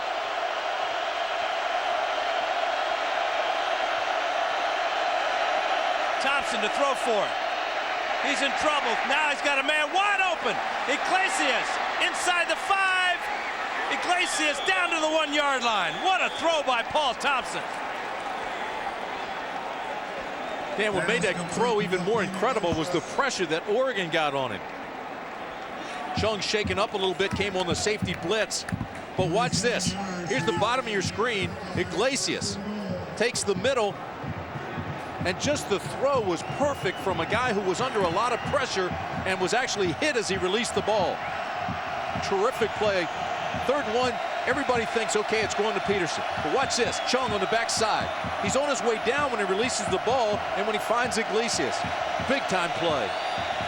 37-yard gain down to the 1-yard line on 3rd and 1.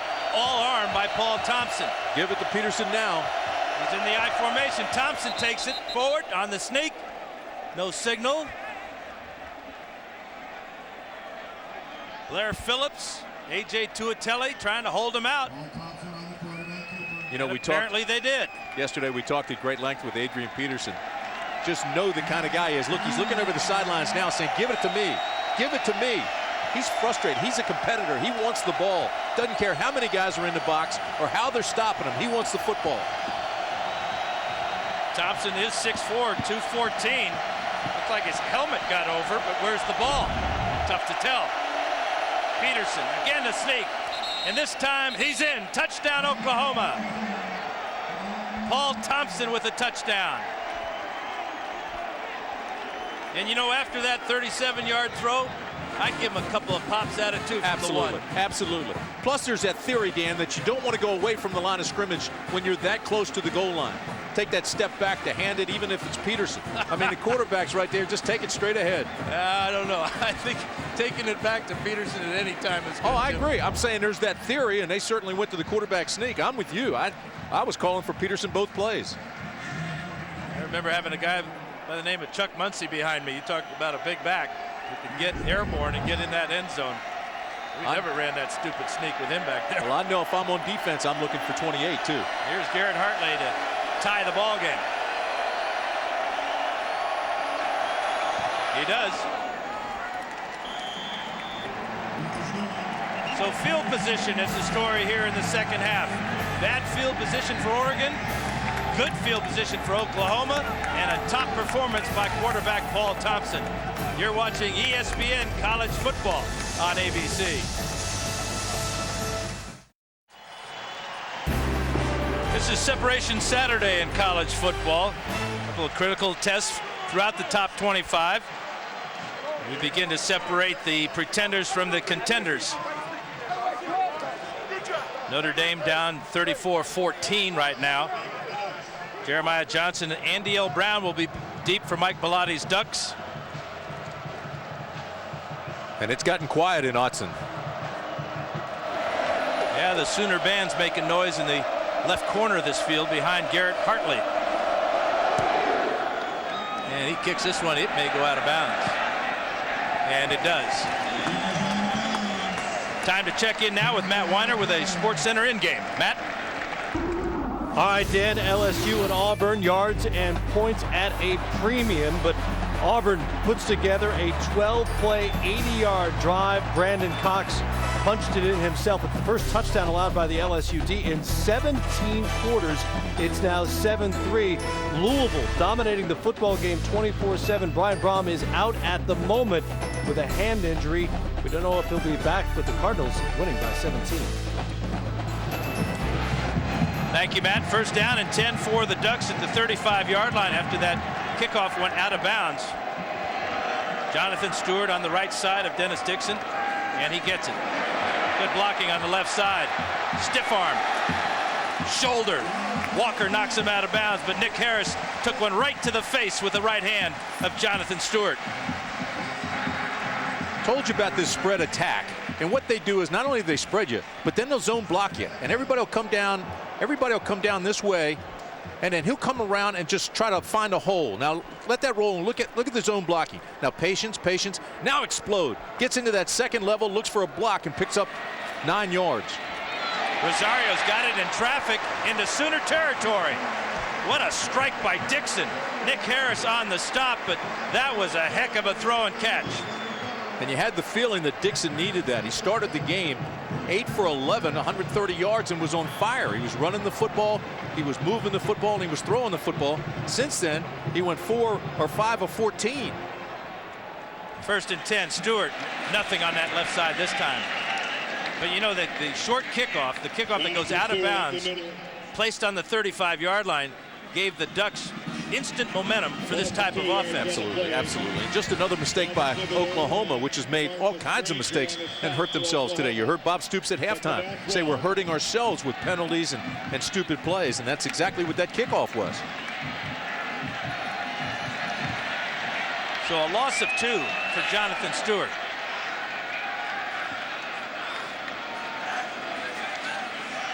Dixon fires to the outside, and Jason Williams has got it, and he's close to a first down. Nick Harris on the tackle, but Stewart, or rather Williams, just lowered his head and drove forward close to that first down. And Dixon threw that thing on a rope. I mean, he's got his confidence back. He's stepping into the throw. Here's the route. Williams slides to the outside, and the ball's perfectly thrown right around the face mask. Lundy Holmes playing awfully soft there. Stewart up the middle, first down, Oregon. Jason Carter got him by an ankle. Or he was gone. Carter doesn't make that tackle. There was nothing but daylight in front of him. This looks like the first Oregon drive. Well, you notice the tempo. They're back to the no huddle, getting right to the line of scrimmage and calling the play. Here's Stewart again, right up the middle. He's got a couple inside the 30. Ball's loose, and the Sooners have got it. Darian Williams with the recovery of the Jonathan Stewart fumble. Rufus Alexander with the big hit. Second fumble of the game for Oregon, and another huge break for the Sooners. That rubber band was stretching. Defense was given chunks. Now you know sooner or later that Rufus Alexander is going to make a play. He is to the Sooner defense what Adrian Peterson is to the Sooner offense. This play's being challenged, being reviewed anyway. Every play of the ball game is being reviewed, but they're going to take a look at this one. Oh, he was down. His knees were down, and that ball came out late. All right, here he is. Looks like his left knee, whole left side was down before that ball came loose. Remember now, you need indisputable video evidence. One thing, Oklahoma has not gotten many breaks today. They have made a number of miscues. They had a touchdown call back because of an illegal formation. Had the ball at the 2-yard line, and then had back-to-back motion penalties and then a holding penalty. That drive resulted in a field goal. Dave Katai on the headset to the men upstairs. So this is not a challenge by the coach. This is just being reviewed. Every play is reviewed, And to overturn the call on the field, there has to be indisputable video evidence. It's almost longer it takes. It gives you the idea that perhaps this one will be reversed. Well, you think so, right? I mean, you saw it. You said absolutely. Here it is again. Watch his knee.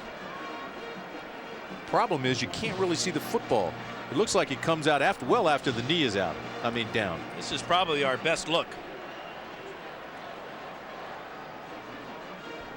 I agree with you. It looks like he's down.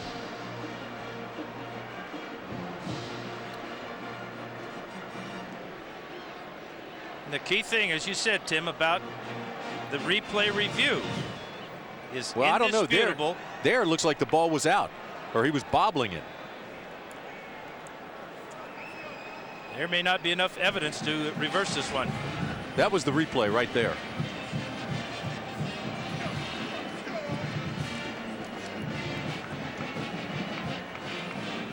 Let's take a look at that last play, that replay. Watch this, and you tell me if this ball is out.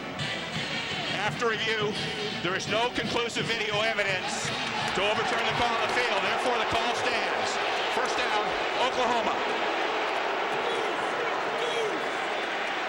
First down, Oklahoma.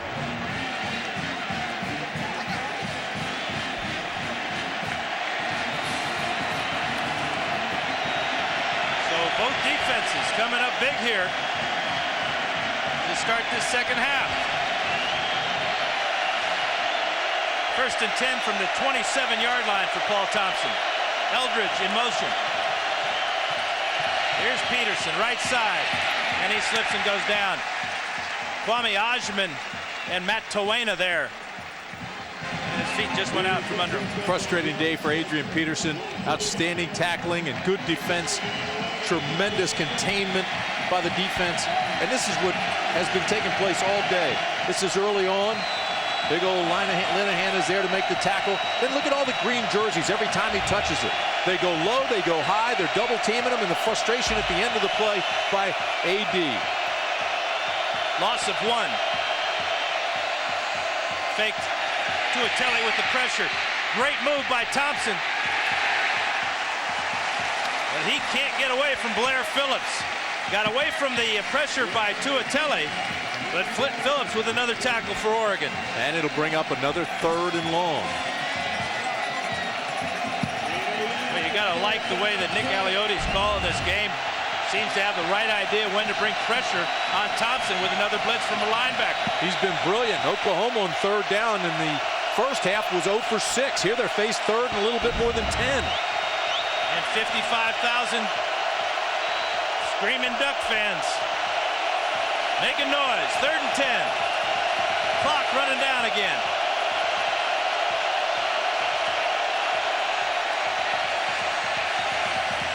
Over the middle to Kelly. He's got it. And say goodbye because he's gone down the sideline. Malcolm Kelly, touchdown Oklahoma.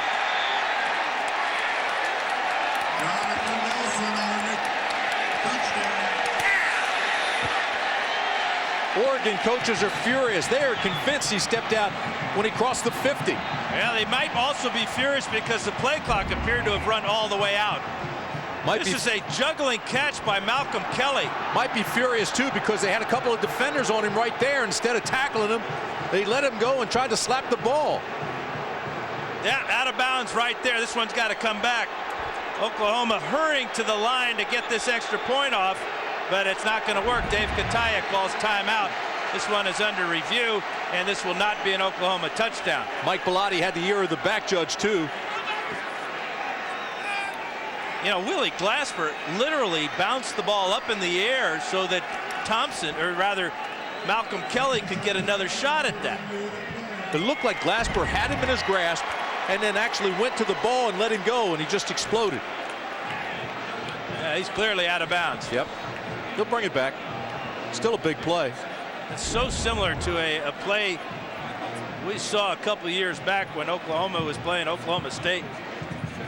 In that Bedlam brawl. Juggled pass, went the distance. We saw a play just like this by Stewart. The first week of the season against Stanford stepped out, but that one was not reviewed. Almost in the same spot.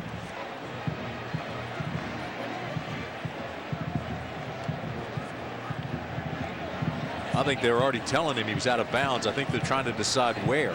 I think he's trying to catch his breath. Stay huffing and puffing. He had to run about 60 yards to go to get the phone. And the two of us can empathize with him.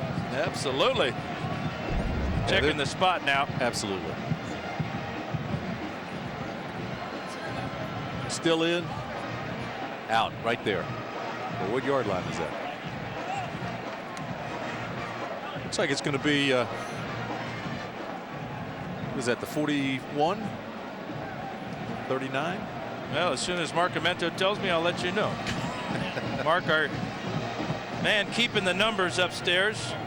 Our spotter, Kelly Malibu Hayes, keeping his eye on things. Put him on the Thank turf. you, boys.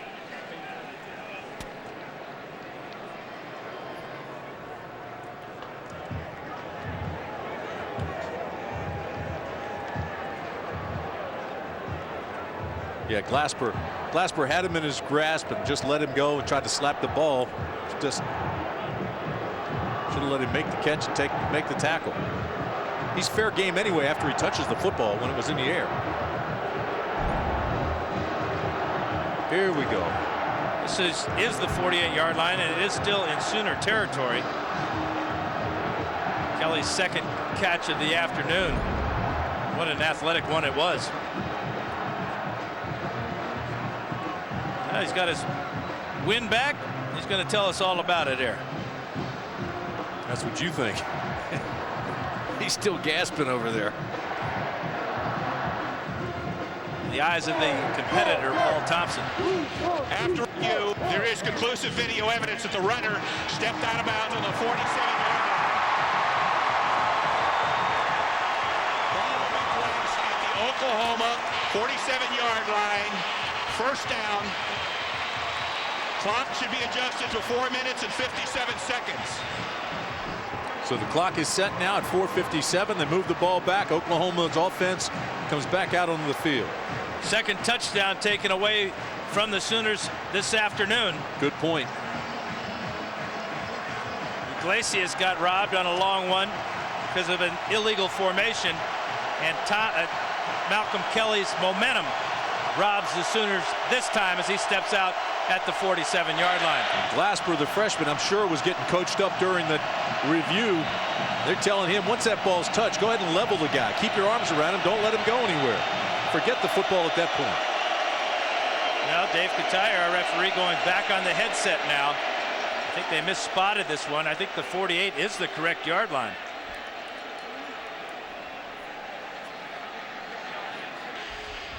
After review, the spot is corrected. The ball will be placed on the Oregon 47-yard line. First down, Oklahoma. So the ball moves into Oregon territory. Could be a turning point in this game, huh? Well, you know, Oregon's got to be a little bit concerned here. As you say, they've had 2 touchdowns. Oklahoma doesn't seem to have its A game with all the penalties and drops and misses. And yet they're still tied, have the football, and they're moving into Oregon territory here. First and 10 for the Sooners. Iglesias in motion again. Fake to Peterson. Throw to Iglesias, and he's got it. 35-yard line. Another fine throw on the run by Paul Thompson. And just the physical part is big for Thompson, Jack, but that leadership so much more important. Well, and we saw it when we came back from our last break when Paul Thompson was talking to all of his offensive linemen. But as upset or maybe as hyper as Adrian Peterson has been for the first 30 minutes of this game, now into about 40 minutes of this game, Paul Thompson has been just the opposite. He's been very calm, very cool, very collected on the field, and especially when he's been off the field. Kind of makes sense to me when you realize he's been around for so long, Dan, that they call him Pops. And he doesn't like it either, does he? He likes PT. First and 10 for PT and the Sooners. Jeremy Gibbs went out with an injury. Fa'atete in for Oregon. Here's Peterson, right side. Not much there, but look at that leg drive. Kwame Ajiman goes for a ride. Well, near the conclusion of today's game, we'll select the Chevrolet Player of the Game from each team. To honor their determination, Chevy will make a $1,000 contribution to each university's general scholarship fund. Nick Alioti's got to be frustrated, the defensive coordinator for Oregon. His game plan was working to perfection, and they still have held Peterson to only 66 yards on the afternoon. He says Thompson's got to beat us. Well, now Thompson's starting to connect on these passes. They've been hard yards for Peterson, too. 2nd and 6. Finley shifts. Thompson to throw. Pump fake. Throwing to Kelly deep. He's got it. Touchdown, Oklahoma. Beating Walter Thurman. Malcolm Kelly with a touchdown grab. That ball was perfectly thrown, just a little bit underthrown on purpose. Thurman had lost the ball. Boy, this is so nice. All right, here comes Kelly. Sit down, draw up Thurman, the freshman. Now try to run into the corner. Little push off by Kelly. Readjusts on the football because Thurman lost sight of it, and the touchdown. So Kelly gets his touchdown reception. 31 yards. Oklahoma has their first lead of the afternoon, and Hartley adds to it.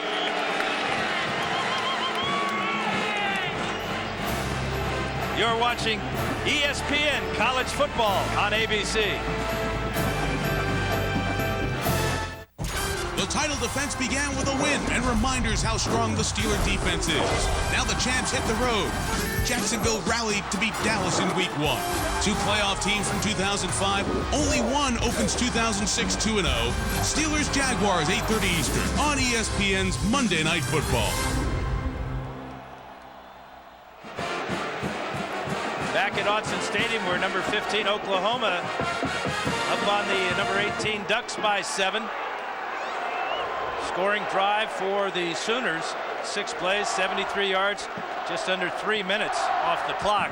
Remember, it was after the Jonathan Stewart fumble that was caused by Rufus Alexander and recovered by Darian Williams. You know, Nick Alioti's going to be looking at that film, and he's going to look at that push off by Kelly and think, why wasn't offensive pass interference called? Now that's a typical defender's outlook, isn't it? Yes, it is.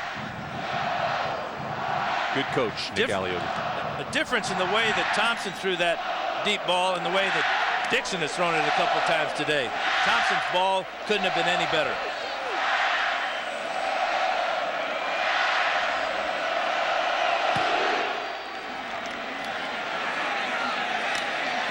Johnson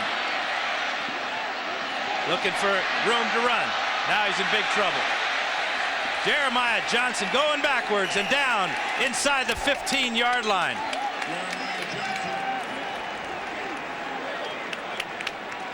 Jack, how about that Malcolm Kelly? Yeah, don't be surprised if some of the Oklahoma faithful have a problem relating, because he's changed his number. You notice this year he's wearing number 4. It's in tribute, when he told me, to Roy Williams. Immediately I thought he meant the Roy Williams for Oklahoma, and I was a little confused. He says, no, Roy Williams, the wide receiver, dare I say it, to Sooner fans, of Texas. Said he followed him all year long. Well, after that touchdown run, maybe the Sooner fans will forgive him. Well, he is from Texas, Longview, Texas, Jack. Dixon on 1st and 10. Throws over the middle to Rosario. And what a catch in traffic one more time by the big tight end, Dante Rosario. Between Darian Williams and Rufus Alexander. Big, strong, tough body, soft hands. 14 yards on 1st and 10 for the Ducks. And he too can get separation. Look at him sit down in the open area, the soft spot, and make the catch. They just have to protect the football. Oklahoma's converted both Oregon fumbles to 10 points. Stewart breaking tackles. 1st down, Oregon. Jason Carter couldn't bring him down. You know, the one thing Oregon hasn't gotten anything today is out of their quarterback, except on an ad-lib type of run. Dixon has not carried the ball in the option at all today. People forget about Jonathan Stewart coming into this ball game. Everybody was talking about Adrian Peterson. Stewart in high school ran for over 300 yards. He's got great speed, 32 touchdowns. That was just his senior year. It's got Rosario one more time, and Rosario delivers the blow on Reggie Smith going out of bounds. and they're going to talk about it for a little bit. Well, and this is what we talked about earlier, Dan. One of the things about this stretch offense last year, Oregon didn't use the tight end. They never, ever got him in there. He wasn't a point of emphasis, and they couldn't maximize it.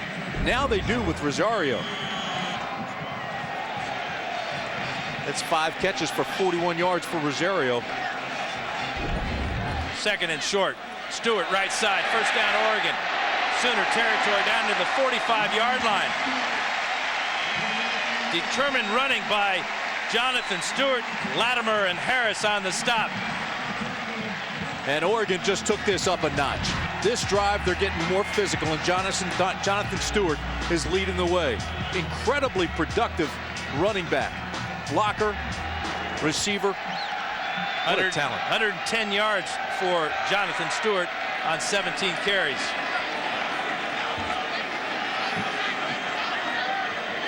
First and 10 from the 45.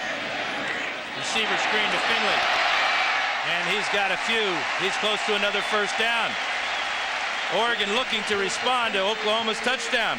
Well, time permitting, stay tuned for the Thrifty Car Rental postgame report featuring scores and highlights with John, Craig, and Doug back in New York. And Finley is slow to get up. He was shaken up earlier in the game on the fumble on the punt return. Couple guys down. DeMarcus Granger, the redshirt freshman from Dallas, also down.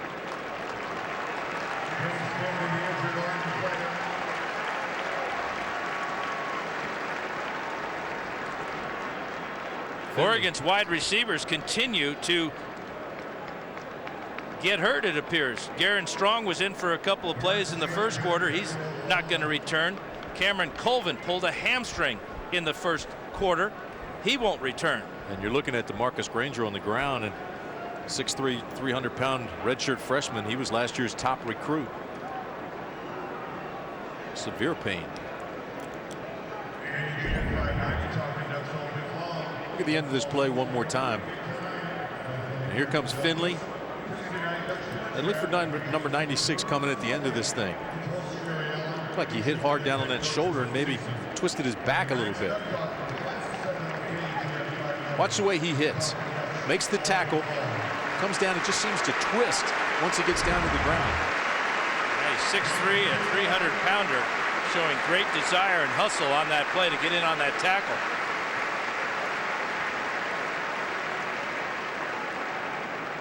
This is where the Sooners can ill afford an injury.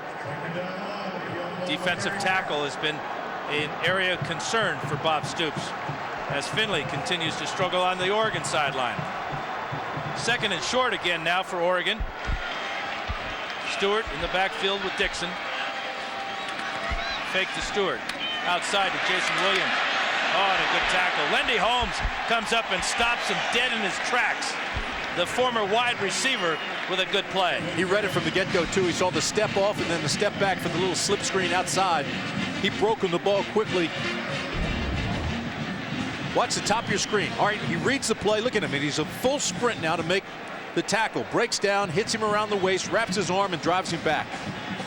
And Ayu did a good job of coming out in pursuit, keeping Williams from turning it inside. Good double-team tackle there for the Sooners. 3rd and 2 now. Stewart, strength, power, first down Oregon. Zach Latimer is taken for a ride.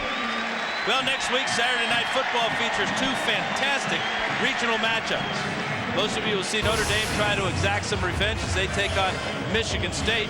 Others will see USC battle Arizona. That's next Saturday, 8 Eastern, 5 Pacific on ABC. College football lives here. 1st and 10 for Oregon. This is Stewart, left side. And a fine tackle there by C.J. Ayu. Dan, Oklahoma's trying to get back that swagger that won them all those games in the first 7 years of Stoops' regime. Made them the baddest boys on the block. They aren't quite there yet. It's a young football team. I think they're still learning how to play defense. And one of the indications that it's not there yet is last year, Oklahoma was outscored in the 4th quarter 109-90. I mean, so they gave up 109 points just in the 4th quarter last year. Pitch to Stewart. Sidesteps him and then trips himself. Great move on the corner. Jason Carter And then he just lost his footing.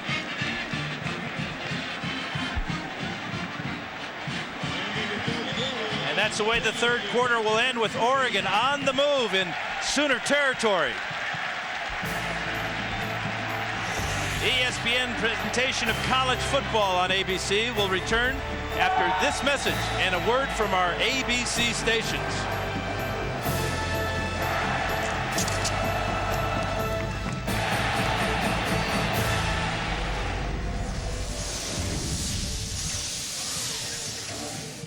ESPN College Football on ABC.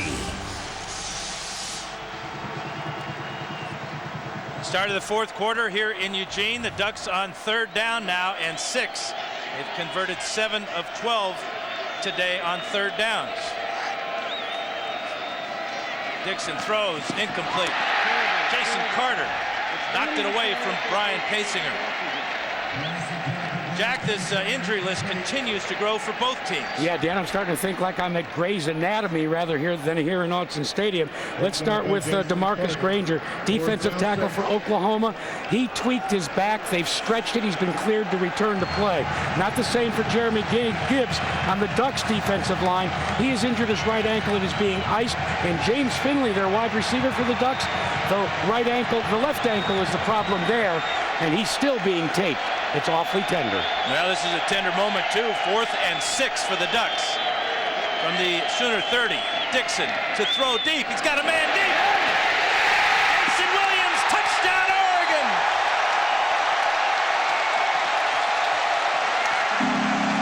Fourth and 6. They go for 6 and get it to number 4.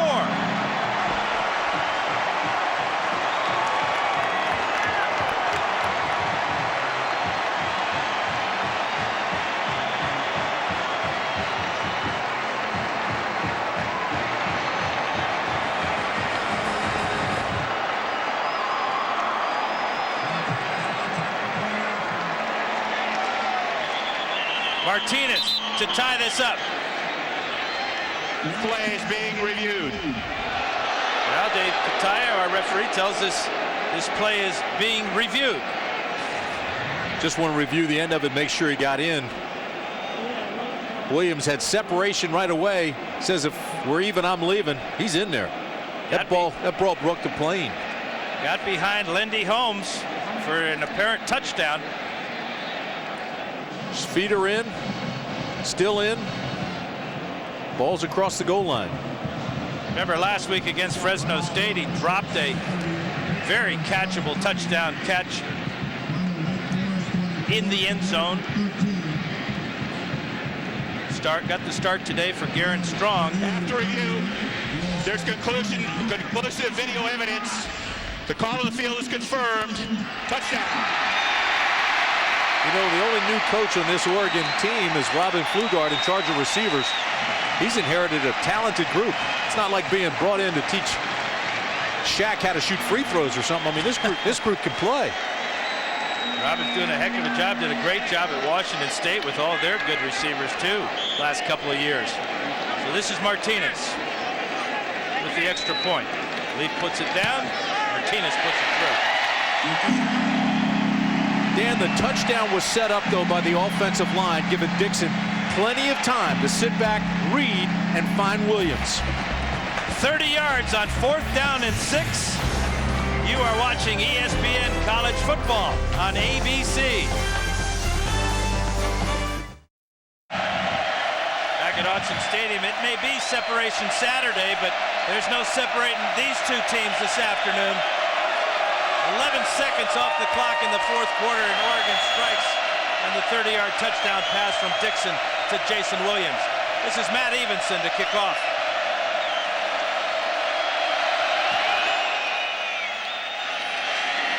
Short kickoff. Peterson's got it.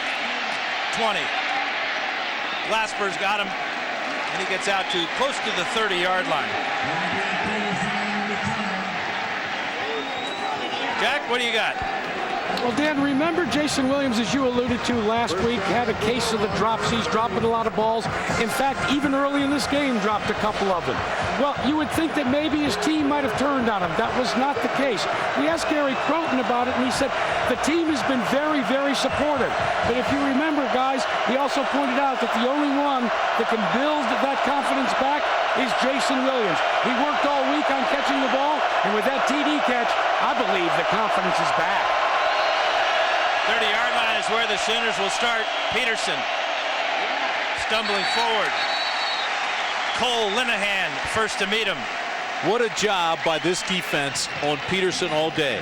Best running back in college football. He's got 19 carries for 66 yards. They've kept him bottled up all day, never away from the line of scrimmage. They contain him on the outside, force him in the inside, then get 3 and 4 green jerseys on top of it. And yet, you still have the feeling that any time he could go the distance. Gets stronger as the game goes on. Give him a yard on that last play. Finley in motion on 2nd and 9. Fake to Peterson. Thompson in trouble. Another fine throw on the run. Joaquin Iglesias in front of Thurman. Well, let's check in now with Matt Weiner. Matt? Dan, here's a vote for the Pontiac game-changing performance of the day. For the second straight week, BC needs double overtime to win. The game clinched by that interception from Jamie Silva. If you'd like to vote for your Pontiac game-changing performance, just log on to ESPN.com, and Dan, you can type in the keyword Pontiac. I will do that, Matt. Personal foul penalty came in after this play. So this, after the play was over, dead ball. Personal foul on the defense. 15 yards being the run. Automatic first down. Wow. It's like Matt Toena may have been the guilty party as Mike Bellotti addresses the situation. Big penalty. That will move the ball all the way into Duck territory. But what a throw by Thompson. Throw by Thompson, pick up the first, tag 15 more on top of it. They're picking up yardage in chunks and now in Duck territory. 7 of 9 here in the second half with a touchdown pass. Find out if they can break Peterson. Tie ball game, 2020. Eldridge in motion. Peterson left side. And J.D. Nelson wraps him up, but not before he has one of his better runs of the afternoon. Well, you had the feeling they were going to try to break Peterson as they moved into Oregon territory, and they finally got the cutoff blocks they needed.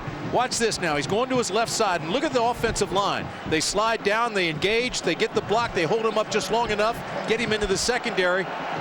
Weak block by Kelly, but he still picks up 5-7 yards after that, and he's a big guy for yaks. You know, yards after contact. Watch this. He's hit here. 1, 2, 3. Still picks up another 5 yards after the initial contact. 16 yards total. Fake to Peterson this time.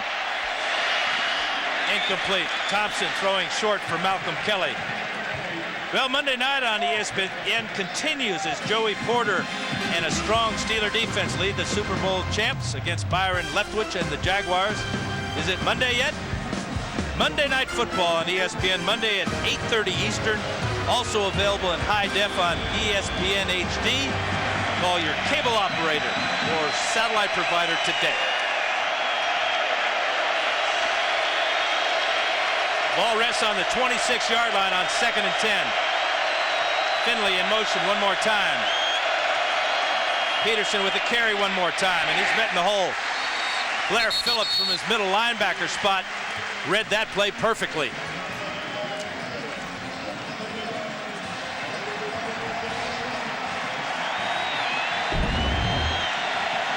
Frustrating day for Peterson. We just saw with a big game, but look at this. Gets into the hole. He's looking for daylight. There just isn't any. Green jerseys coming everywhere. Blair Phillips with a great job. Broke down, self-proclaimed homebody. Stayed at home that time and made the tackle. 3rd and 11 for Paul Thompson. Gives to Peterson left side. And he's close to a first down, knocked out of bounds there by Walter Thurman. I wouldn't be surprised if Stoops goes for it on 4th down if Peterson was short with that dive. Thurman comes up talking to Peterson too. Probably saying ouch. Watch the end of this. Great explosion to get around the corner, then ducks that head and goes right after Thurman. Peterson goes about 220. Thurman goes about 170. See, the Ouch. defensive guy's got to get his angles over. He's got to punish the ball carrier, no matter what his size is.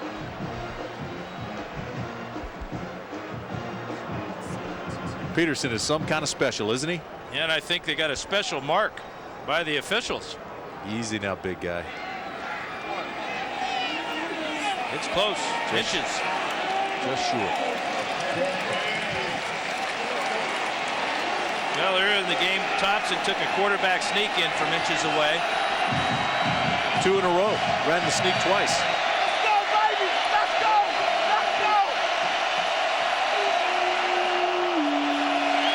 I like this call by Stoops, though.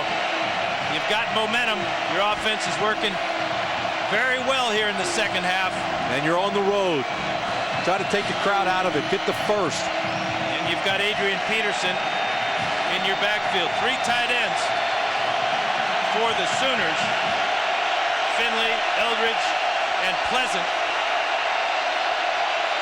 Pleasant will line up as the fullback in front of Adrian Peterson.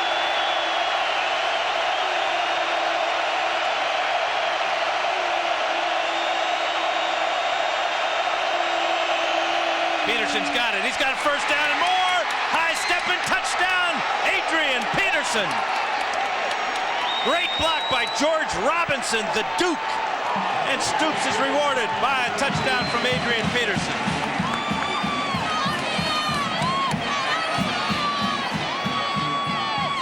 Oregon jammed that defensive line really tight, waiting for the sneak or Peterson to get that half yard. And they didn't have anybody in the secondary level. Look at this running room right here. I mean, there's nobody back there. Everybody jammed up front to stop the short yardage play. No safety valves. So Hartley will try to increase the lead to 7. And he does. Oklahoma's last 2 touchdowns came on 4th down plays. The bomb to Malcolm Kelly. Then the gut shot by Adrian Peterson, 17 yards, touchdown.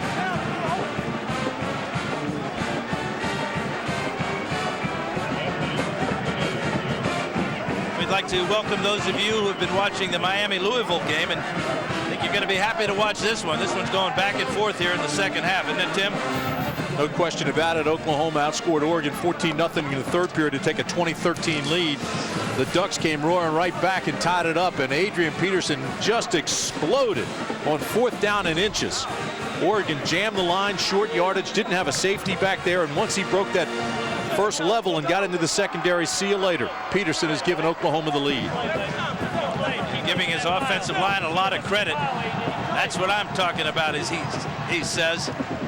Over 100 yards rushing now. Mesner, Robinson, Cooper, Walker, Braxton, all the big guys up front. Gave him a huge hold.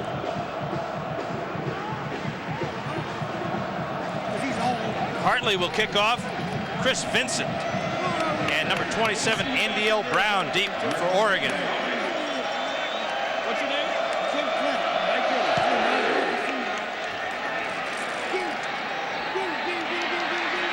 This is Vincent to the 20, 25-yard line, then out of bounds.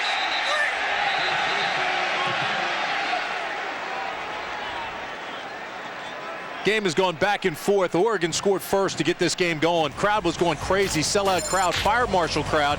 Then in the second half, this is Thompson on 3rd down and long. A lot of pressure coming on the blitz. He threw a strike, got it down to the 1. Thompson with the quarterback sneak gave him the lead. This is what we're talking about now in the third quarter. This touchdown pass to Kelly. They outscored him 14-0 in the third. Dixon came right back. Threw a strike, and then Peterson on short yardage, 4th and inches, explodes. Nobody in the secondary. Peterson now with 109 yards for the game. Dixon on 1st down, rolls, almost intercepted. It is intercepted. Nick Harris gets the deflection, and the Sooners are back in business. First interception thrown by Dennis Dixon all year long, and what a horrible time for it to happen for Duck fans. And look out, folks, the floodgates could be opening here. Oregon dominated the first half of play, but Oklahoma now wearing them out, and turnovers have made the difference. Dixon again with plenty of time. Throws right into coverage, and Latimer tipped the football before it was intercepted. Great play by the linebacker, Zach Latimer. This Oregon defense has been on the field an awful lot here in the second half. That was a gift for Nick Harris, the nickelback. Ball came right to him after the tip. 3 turnovers for Oregon, none for Oklahoma. And Thompson is going to throw. He's in trouble now. Now he throws it away. Heads up play by Paul Thompson. And Dan, we do have a flag down. Excuse me, Tim. Kwame Ajiman with the pressure. We'll check out what this flag's all about. The 2 turnovers, the 3 now, but the first 2 turnovers turned into 10 points for Oklahoma. And again, Oklahoma with this turnover in scoring position. I mean, great field position. And you really can't blame the illegal receiver for being downfield. Perhaps he thought that Thompson was going to run with this ball when he got that pressure. Oklahoma's offense really performed well as of late. They've scored touchdowns in the last 3 drives.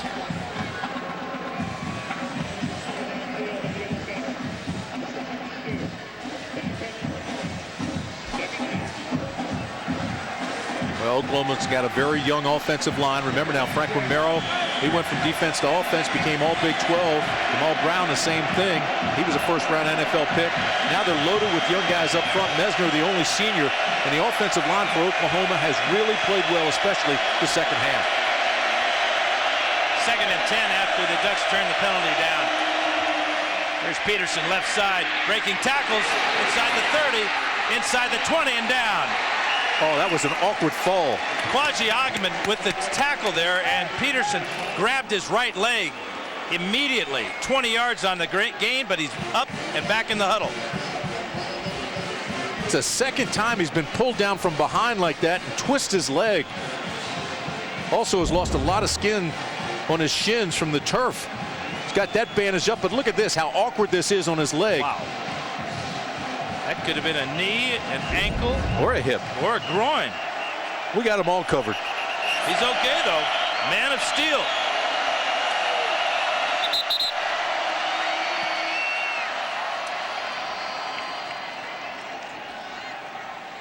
Right now, Oregon's getting worn out by the 25-second clock did not start. Therefore, the entire game clock will be reset to 10 minutes and 56 seconds. 10, 5, 6. Dan, just from what we've seen the last couple of plays, it would be a shock to me if Peterson sticks around next year to put another 300 or so carries of mileage on that body. It would be a shock to a lot of people. It would be a shock to him, too. Without separation Saturday here in Eugene, Oregon. Dan Fouts, Tim Brand, Jack Root with you. I want to welcome those of you who are going to tune into a pretty good ball game here. Adrian Peterson right up the middle, flag down. And this is exactly where Oklahoma killed themselves in the first half with penalties when they're in the Oregon red zone. Just talked about how young the offensive line is. It looks like a holding penalty. But it was Mesner, the senior, who got the penalties in the first half.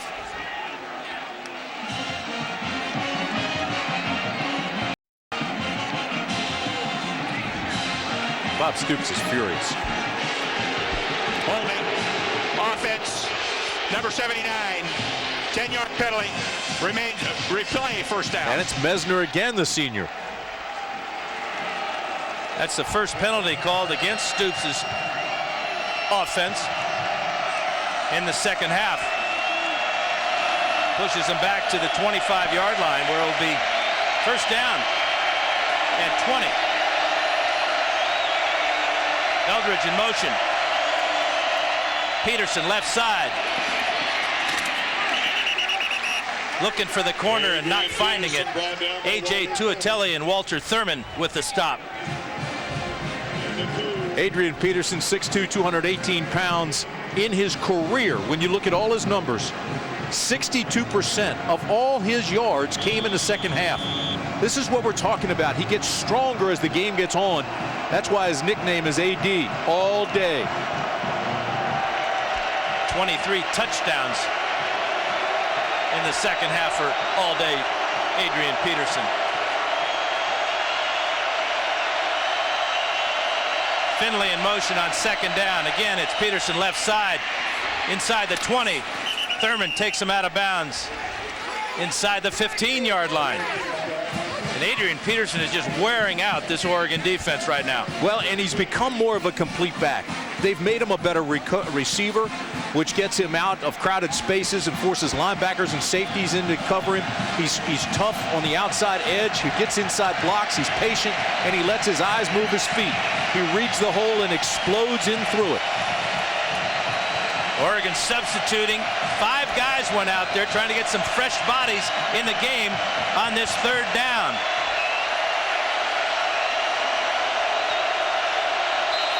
And Thompson's going to call timeout. Play clock running down. Some confusion. Heads up move by Paul Thompson.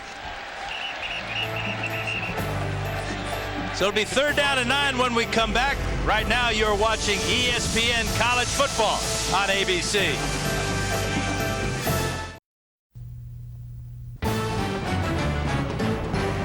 ESPN's College Football on ABC. Brought to you by Hummer, like nothing else.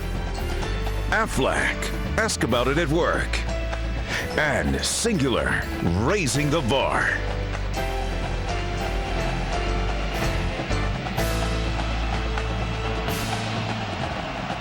Welcome back to Autzen Stadium, where the Sooners lead it by 7. They're already in field goal range here on this 3rd and 9. You're Bob Stoops. What do you call? Peterson, baby. Peterson and Peterson. He's got 90 yards this half. He had 50 in the first half, 90 this half. He's just getting warmed up. Well, we'll see, Coach Brandt. He's in the I formation.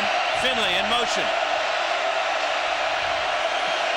Peterson's got it right side. Huge hole inside the 10, inside the 5. First down, Oklahoma. Adrian Peterson behind the big block by Ian Pleasant, his fullback. You don't have to be a Phi Beta Kappa to know that Peterson is the guy that needs the football in his hands to make things happen. Cooper, the center, now is down on the field. A couple of Oregon Ducks are down on the field. Fatigue becoming a factor in a very, very physical football game. Well, you can see just how far down the field middle linebacker Blair Phillips is before he gets to Adrian Peterson. You look at the end of that run, though, and you can see the strength that Peterson has. He just keeps driving. The legs keep moving no matter how many guys are trying to hit him and pull him down. Special is the word for Adrian Peterson. Well, he finished 2nd in the Heisman 2 years ago with almost 2,000 yards. I thought he should have won it, but he was a freshman and they didn't want to give it to him. Last year he had that high ankle sprain and still had over 1,100 yards to lead the Big 12. Now he's becoming more of a receiver. I mean, he's just going to be a great pro. He's a great player. If you look at the numbers and you look at what he's done and what he continues to do, 90 yards in the second half. Unbelievable. 101 yards in the second half. Incredible. And he does so many things. I say he uses his eyes to move his feet. He waits for his blocks. He explodes inside. Once he gets to the second level, DBs aren't big enough to really punish him. They'll pull him down, but they don't punish him. He punishes them. Look how he puts his head down. And then, of course, the touchdown, high step ins. He's got a great feel for where the defenders are. Knew no one was around him. And he's just getting warmed up. Just gets better and better as the game wears on. With this injury to John Cooper, he'll be replaced by Chase Beeler, who's a true freshman from Jenks, Oklahoma. Tough spot to get your first action as a true freshman. It appears that Cooper's limping on his left side, which is good news because he had that horrible injury to his right ankle last year. Dan, the Sooners added some new wrinkles last week, lining up in a 5-wide receiver set. They also did a 4-wide with the tight end in the slot. And we've seen it a couple times today where they put Peterson out wide with the receivers in an empty backfield. But when it all is said and done and the game's on the line and it's a tight situation, then they're coming back with Peterson in that backfield and they're just going to line him up and point it. They can tell the defense where he's going. He's still going to get his yardage. Beeler with his first snap. It's a good one. Peterson's got it left side, and Phillips has got him. short of the goal line.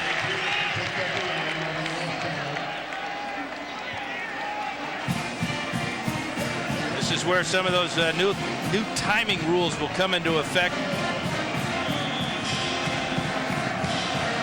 and will be a detriment to Oregon's attempts to get back into this one. Good guess by Nick Aliotti, the defense coordinator, on that last play. They overloaded to the right side of the defense. That's where Peterson was going. They tried to run a trap, but they stopped him. Second and goal. Finley moving. Fake to Peterson, throw incomplete. Trying to get the ball to Pleasant. And even if he had caught the ball, I think his momentum would have carried him out of bounds, short of the goal line.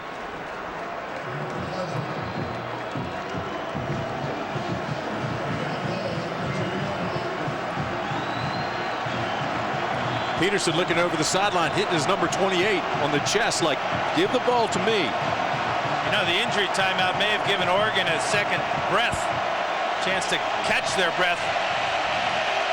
Nick Aliotti with a great game plan has outguessed him twice here down by the goal line. Peterson deep in the I formation. Third and goal. Peterson up the middle. Nothing there. Stoned him. Blair Phillips among the tacklers. J.D. Nelson as well.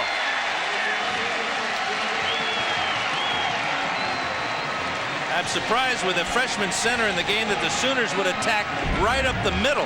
Boy, watch Blair Phillips, though. Gets into the hole, meets him right here, tuck the tail, sky the eyes, now driving backwards. Help is on its way. Great play by 33, Blair Phillips, the leading tackler on this defense. So Hartley will come on to increase this Sooner lead to 10. Ball will be placed at the 20-yard line by Hayes McEachern. Derek Shaw with the snap. Good snap, good hold, good kick.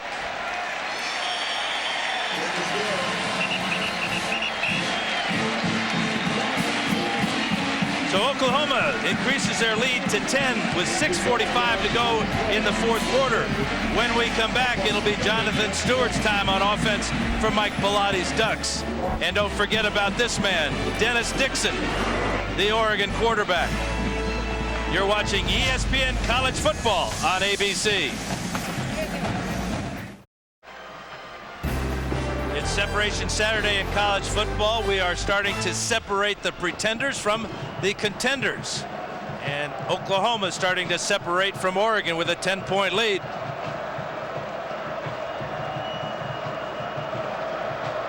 Hartley to kick off. And it's a good kick. Oh, all the way back into the end zone. Andy L. Brown will touch a knee down, and the ball will come out to the 20-yard line. It's time now to check in with Matt Weiner with a SportsCenter in-game. Well, Dan, for those of you who had been watching Louisville-Miami, it is now a final. Cardinals win it after dominating the game, really at the line of scrimmage. Showed off the speed as well. It's their first win over Miami at 11 tries. And there's now a celebration on there, the kind of which normally associated with Hoops and Horses Day. Thank you, Matt. So the Ducks will start 80 yards away from the Sooner goal line on 1st and 10. Stewart in the backfield, and he gets it up the middle. He's got a first down. Jonathan Stewart with another nice run right through the heart of the Oklahoma defense. Rufus Alexander with the stop. Got some horses in this game. This is a measure stick game, as Mike Bellotti called it for his ball club. They're getting the exposure nationally that they hoped they would get. They're playing against Oklahoma, but they feel like they've got to get a win to get the attention of the BCS against Oklahoma. The pitch to Stewart on the option. He's got about 8 yards and then out of bounds, stopping the clock. Oregon has never beaten Oklahoma. 0-6. No, and to be honest, Oregon's helped them.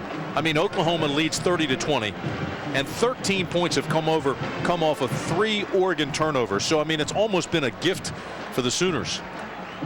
No turnovers for the Sooners. 2nd and 1. Option, Dixon. First down, Oregon. And Rufus Alexander's got him. Well, this season's premiere of Grey's Anatomy Thursday night at 9, 8 Central. make a move with TV's hottest doctors to a new season and a new night. Dan, with the new clock continuing to roll at 6:01, they've got to be conscious now of that clock. This is a hurry-up, up-tempo type offense. They've got to move it. They need 2 scores. 3 wide receivers to the top of the screen. Dixon looks to the bottom of the screen. Got Jason Williams. Williams out of bounds, and he's close to a first down. I thought he had it. He reached across the marker. They didn't give him the mark that he thought he had. He got the first down, though. Move the chains. Smart read by Dixon, finding the single coverage on the single receiver side and getting out of bounds. Rosario and Kent to the bottom of the screen now. Williams to the top. Paysinger in the slot. Dixon over the middle. Intercepted. Intercepted by Nick Harris, his second of the game. Trying to go one more time inside to Jason Williams, but Harris is all over it. 2 interceptions for Harris here in the 4th quarter. And Dixon came into this ball game. He hadn't been sacked all year. He hadn't thrown a pick all year. And here's his second. Again, he got pretty good protection. Just throws into coverage. And not well thrown. Williams never had a chance to make the catch. White jerseys are everywhere. Harris, the nickelback, just sat there and waited. Good call by Brent Venables. Going to the zone there, trying to eat up time. Got the interception. Here's Peterson, left side, 40. Out of bounds, near midfield, close to a first down. Peterson out of bounds. Last time now to check in with John Saunders in New York. John? Well, Dan, we just want to remind everyone that Pete Carroll and USC will face Zach Taylor in Nebraska coming up on Saturday Night Football. That's at 8 o'clock Eastern Time. Back to Dan and Tim. Thank you, John. Trojans are tough. You know, right now, Mike Belotti's got to be shell-shocked. His team dominated the first half and pretty much had their way in the 3rd quarter early until Oklahoma took over. A couple turnovers. They turned them into points, steamrolled that into 14 3rd quarter points. Now they're in control of the game. 1st and 10 for Peterson, right side, and he's rolling now. Another 9-10-yard gain for Adrian Peterson on first down. Brandon Braxton, the sophomore from Youngstown, with a big block. Jack, Adrian Peterson is responding, wouldn't you say? Yes, indeed. And he had to respond after the first game against UAB when Kevin Wilson, the offensive coordinator, scolded him, despite the fact that he rushed for 139 yards and a TD. He said you didn't pick up your pass protection right. You didn't run with the reckless abandon, and you tried to be too fancy. You know what Adrian Peterson did? He apologized to the team. No apology necessary today as he breaks a tackle down the sideline. Inside the 5-yard line where he's horse-collared and thrown out of bounds. Patrick Chung among others. And he's slow to get up. But what a talent. At some point he's got to get tired, doesn't he? That might be a door slammer. You know, with the ready-to-play rule to speed up the game this year, you might lose 18 seconds or so on every possession.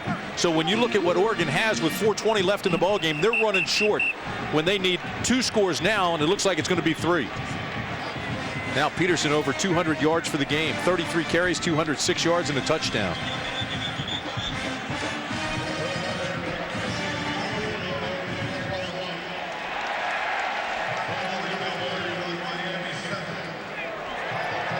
You know, it looked like at the end of this play, he slowed down. Right here, it's like he gives himself up to the tackler, and then he comes up and gets him around the head. And again, he falls funny. See how he just kind of gave himself up? And when his body went limp, that's when he took the hit and went down hard on that right side. Vicious tackle by Patrick Chung. Legal. Surprised he didn't run out of bounds here. Well, he was trying to run out of bounds. That's why he gave his body up. We came in talking about these 2 fine running backs. Peterson has had a typical second half for the Sooners.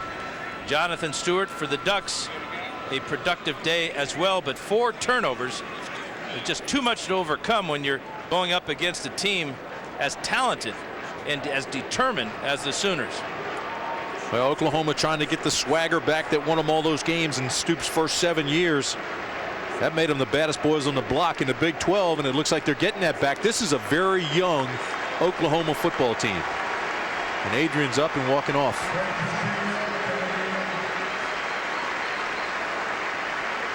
Well, Stewart had the advantage in the first half. And since then, Peterson has just run away. 33 carries, 206 yards. They're both averaging over 6 yards a carry, and both have 1 touchdown.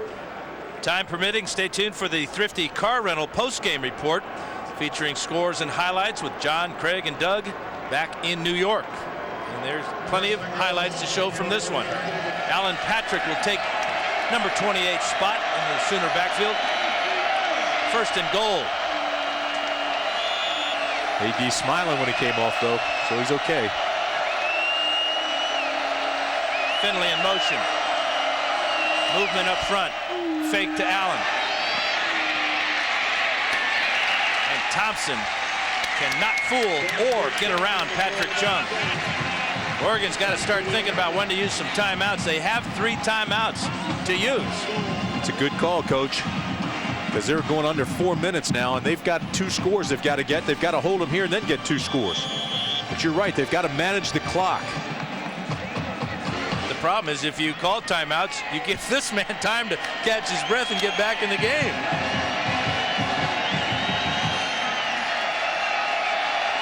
Second down now from the 11-yard line. Alan Patrick in the I formation. He gets it right side. J.D. Nelson.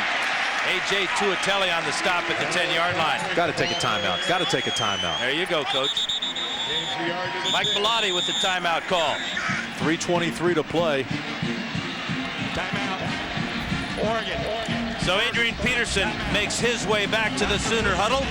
3:23 to go. You're watching ESPN College Football on ABC. Time for the Pacific Life game summary. 3:24 to play. Oklahoma up 10, and I'll show you why. Adrian Peterson has just gone off in the second half. 19 carries, 156 yards, and a touchdown in this half alone. How about the fourth quarter? 14 carries, 140 yards.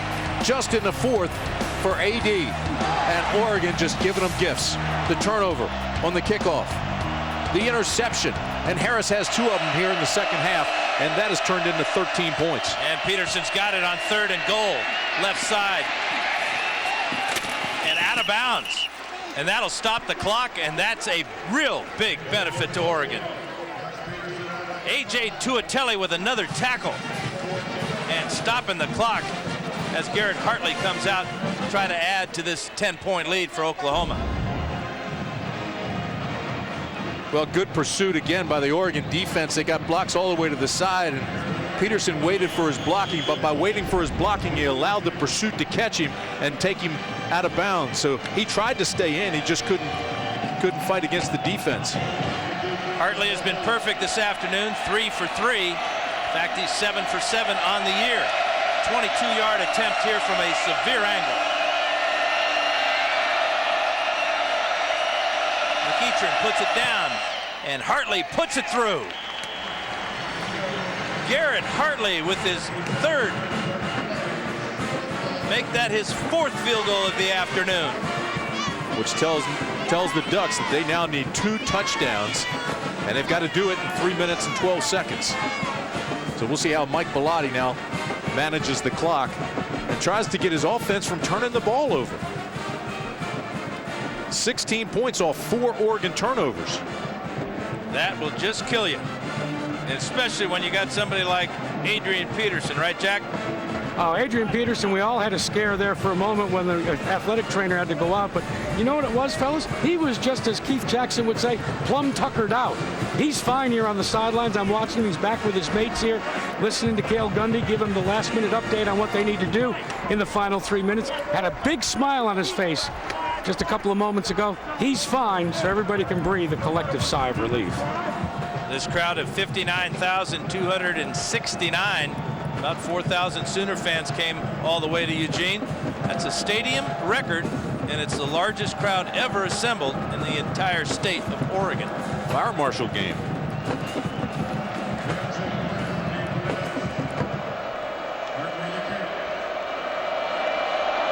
Hartley will squib this one down the field, and it'll go out of bounds. That's another break for Oregon. Danielle Brown let it go out of bounds. Ball will be placed on the 35-yard line. It's time for a look at our ESPNU All-State Standing Review.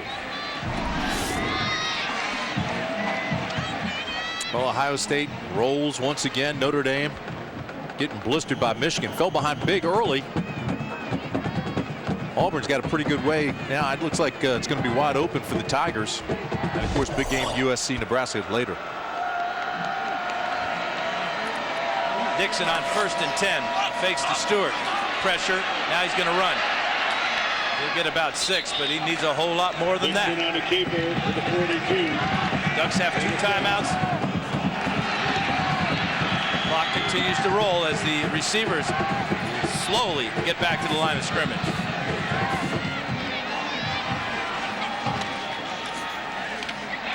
This is Jason Williams heading for the sidelines, and he gets out of bounds. Marcus Walker pushes him out. First down, Oregon. But Oklahoma will give that type of play to the Ducks every day. That's exactly right, because right now, if you look at the defense and they're being instructed from the sidelines, keep everybody in front of you. As long as they keep them in front, they don't care if the clock stops momentarily, because once they set it, boom, it's going again. Just keep everybody in front of you. 1st and 10 from midfield. Stewart up the middle, and he's tripped up by his own lineman. Anoka Lucas was pushed back.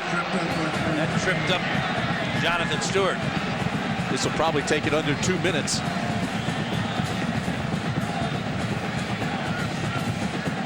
They've got to hurry up. They've got to get it going. Gain of 2. Dixon to the outside. Williams has got it. And he smartly steps out of bounds at the 30-yard line in front of Reggie Smith. Stops that clock. Well, it's an all-new fall season of Extreme Makeover Home Edition. We're going to the ends of the earth, starting with Alaska, on our way to all 50 states. 2-hour season premiere next Sunday, September 24th at 7, 6 Central. And tomorrow night, catch a preseason special. Dixon's got Rosario over the middle down to the 25-yard line. Clock continues to roll. Gain of 6 on that one. But they're being fairly efficient with the clock. 1:46 left. They're still moving the ball. They're almost down to the red zone. Get a score. Think about the onside kick. Then measure the clock again. Well, Bellotti calls timeout. Today's Chevrolet players of the game are quarterback Paul Thompson of Oklahoma and number 4 Jason Williams of Oregon. In recognition of their efforts, Chevy will make a $1,000 contribution to each university's general scholarship fund. And you say, how can you not give it to Adrian Peterson? How can you not give it to Adrian Peterson? The leadership factor of the quarterback Paul Thompson, completing passes in pressure situations, especially that 4th down when he went for the bomb and got Malcolm Kelly. Has nothing to do with you being a quarterback. Well, he played without any mistakes today. And I know this man, it's all day. Toby Keith on the sideline, big Sooner fan. Happy he made the trip to Eugene. Well, see that all day. That refers to Adrian Peterson, a nickname AD. 34 carries, 211 yards, and the touchdown. Spectacular afternoon. And I'm with you 100% on Jason Williams. What an afternoon he had. 8 catches, 158 yards, and a touchdown for the Ducks. Ducks need a score in a big hurry. I know nobody's leaving this stadium. Ball on the 25-yard line. Bad snap through his legs. Dixon goes down.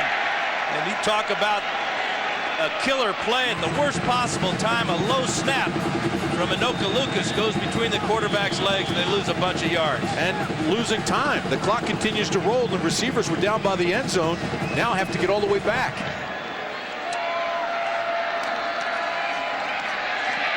Dixon steps up. Now he throws. He's got Williams again on the sidelines, and again he gets out of bounds, 16-yard line. Now you got to start putting the ball in the end zone and letting these tall receivers of Oregon, especially Williams, go up and try for one. Yeah, and this is where Mike Bellotti now is cursing that new rule under his breath.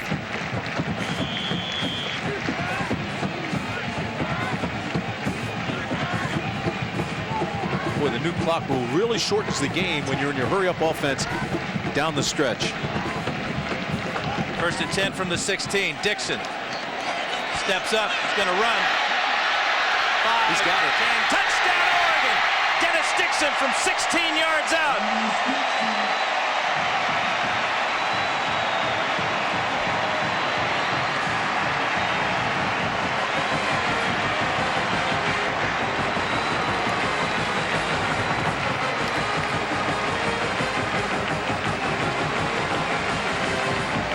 What a football game.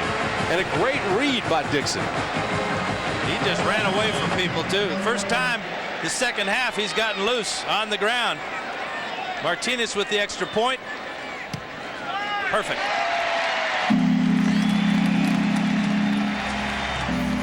.109 to go in the fourth quarter from Autzen Stadium in Eugene. Don't go anywhere. This one's not over yet. You're watching ESPN College Football on ABC.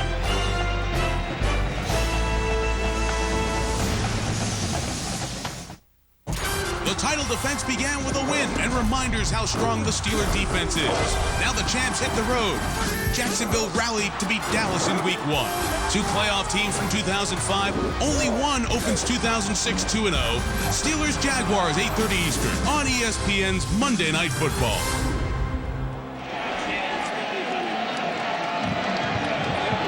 .109 to go in the fourth quarter.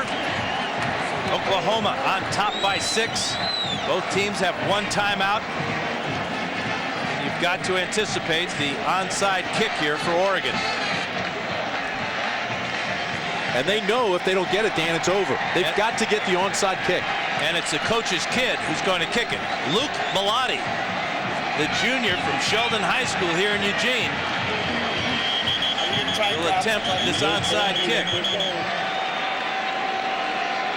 And Oklahoma calls their last timeout. Final timeout. And the reason they called that timeout, they wanted to see the alignment of the onside kick team. They wanted to see how they would line up and which onside kick they were going to try to perform. Tonight, a resurgent Nebraska team heads to LA in search of an upset as they take on number 4 USC. Saturday Night Football presented by Southwest Airlines. Tonight, 8 Eastern, 5 Pacific on ABC. College football lives here, and it's another Big 12 Pac-10 matchup on Separation Saturday. Bob Stoops telling his Sure Hands team that all they have to do is recover this thing, make the catch, and the game's over. Yes, it is. And a smart thing to do is even step up. That ball's got to go 10 yards before the defense, before the kicking team can get to it and recover it legally. So attack the football if you're the Sure Hands team. Yeah, and the benefit that Bellotti has is artificial surface. The ball just seems to, if you hit it right, get the right bounce, it'll go way up high in the air and give the kicking team a real good shot at it. You can see all the athletes for Oklahoma on the field. Wide receivers, running backs, defensive backs. A lot of adjustments being made by the Sooners. Here's Luke Bellotti.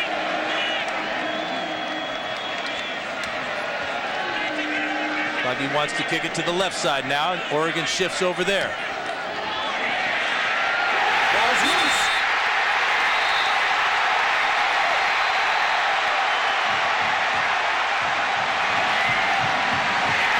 Oregon ball. Do you believe it? Got the high bounce. And then the wrestling match at the bottom, and Oregon comes out with it. Patrick Chung may have been at the bottom there. But hold on, Oklahoma's got the football. And they're saying, wait a minute, the pileups over there, we've got the ball over here. But if this goes to review, it's going to be awful difficult to reverse this call. Question is, does the ball go 10 yards before it's touched by the receiving team? It's actually hit before 10 yards, and it's hit by an Oregon player. That's illegal.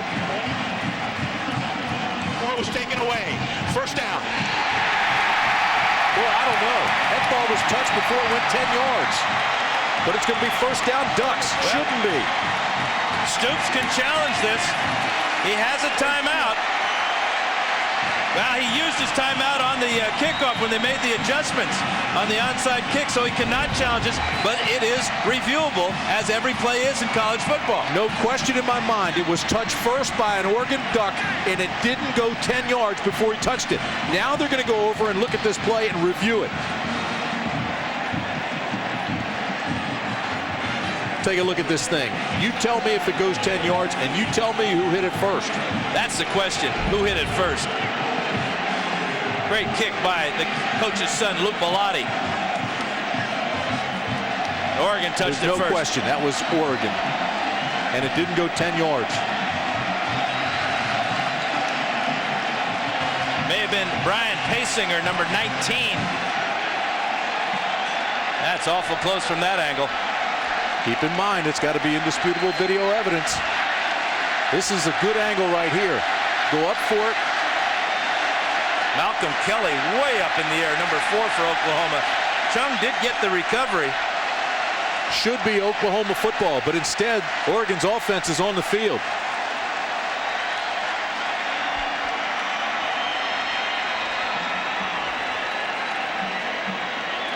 That's a good replay right there. Oregon touched it first before they crossed the line. This is from the coach's camera.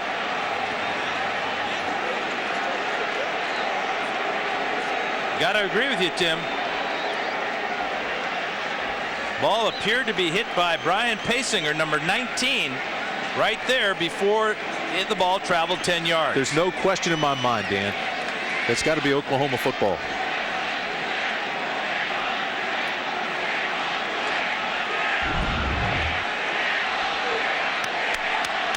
And I know that's not what this record crowd wants here at Autzen Stadium. But if they're going to use replay properly, they're reviewing the play, and there's indisputable video evidence that it was touched first by Oregon before it went 10 yards.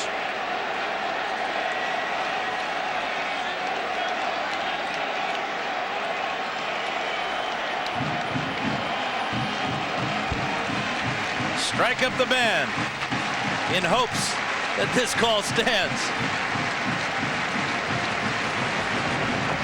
1:06 to go. If Oregon has the ball, they'll have one timeout. But they've got to get in the end zone for a touchdown. Still checking to see if this ball did go 10 yards. This is Dave Kataya, our referee from the Pac-10 Conference. Luke Bellotti with the kick. The touch by Pasinger there. The recovery by Oregon. And now the review. Well, there's no question the ball went 10 yards after it was batted. The proper call is it was batted before it went 10 yards right there. And it was touched by Oregon, and that's illegal.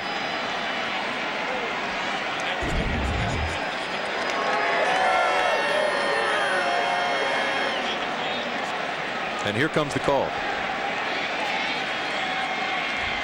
After review, there's conclusive video evidence that the ball was touched by a receiving team player, which makes the ball live. Oregon ball. That's a bad call. That's a bad call. The ball was touched first by an Oregon player, not the receiving team, not Malcolm Kelly. So the Ducks get an incredible break. They'll have the ball at the 48-yard line. 1:06 to go. One timeout to work with. Horrible call by the review referee.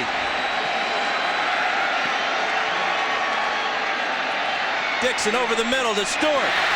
45-yard line, heading for the sidelines. 40 out of bounds.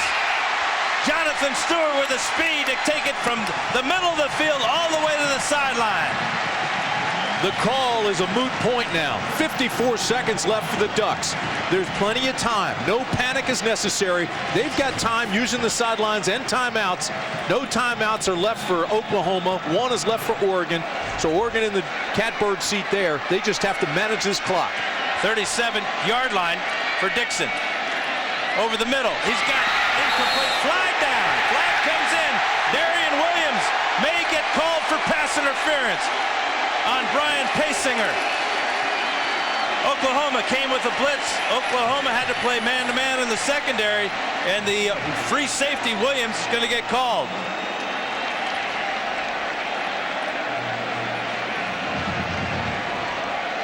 Boy, the Oregon Ducks were dead ducks until that call. Sooners led 33-20 with 3 minutes and 12 seconds remaining in the game. Interference defense, number 41. Automatic first down. First down. Dan, now they really don't have to rush. They got to rush a little bit. They do have 50 seconds. And you know what, Tim? You're right, because they do have one timeout. No, that's exactly right. They've got the sidelines. They've got one timeout. They do not have to rush. As a matter of fact, they want to melt the clock. Touchdown and an extra point gives them the game. If you're Oklahoma, I would keep my eye on number 4, Jason Williams. He's had a huge game for Oregon. 9 catches, 177 yards, and a touchdown, I'd say. Last play will be reviewed. Well, that'll get the Bluebirds going. They're thinking they got tipped the ball. So it wouldn't be. Now, the reason for this review is there's a question out whether the defense at the line of scrimmage may have tipped this ball before that contact. And you know what? It looked like C.J. Ayu, the defensive end, may have touched the ball. So that would negate that flag right there, and Oregon would have an incomplete, be second down and 10.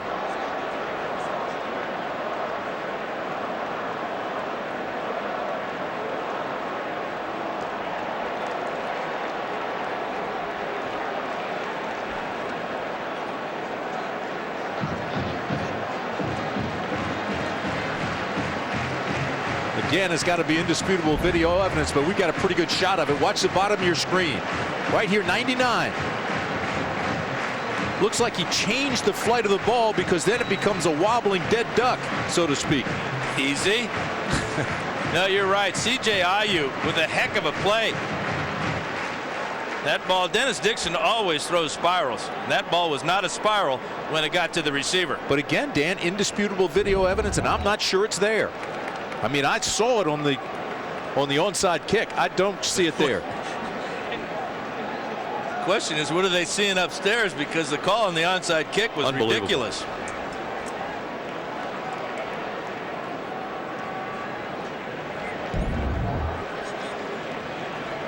Take a look at the bottom of your screen. There's the hand, bam, and the ball changes direction. See that?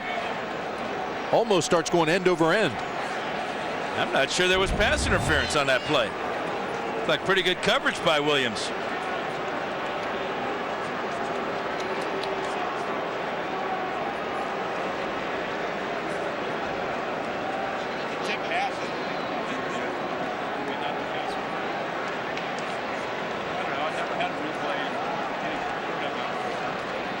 So much for shortening the games.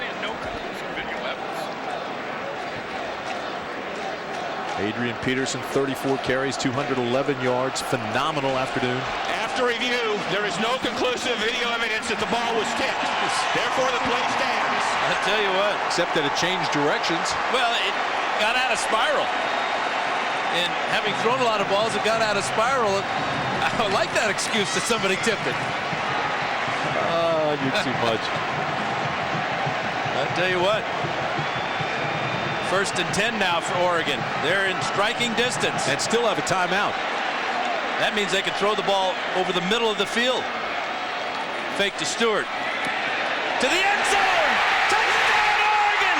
Brian Paysinger from Dennis Dixon!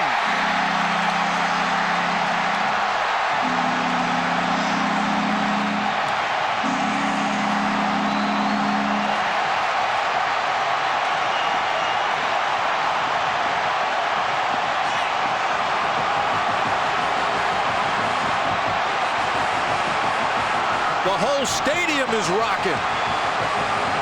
First career touchdown for Brian Paysinger, the junior from Long Beach, California, Wilson High School. And this is the extra point by Martinez. Got it! But there's still 46 seconds for the Sooners. Did they score too quickly? This play is This play is set up, Dan, by the offensive line. They did a great job of giving him protection. Then look at the bottom. Number 19, Paysinger, does a little step dance, goes by Harris.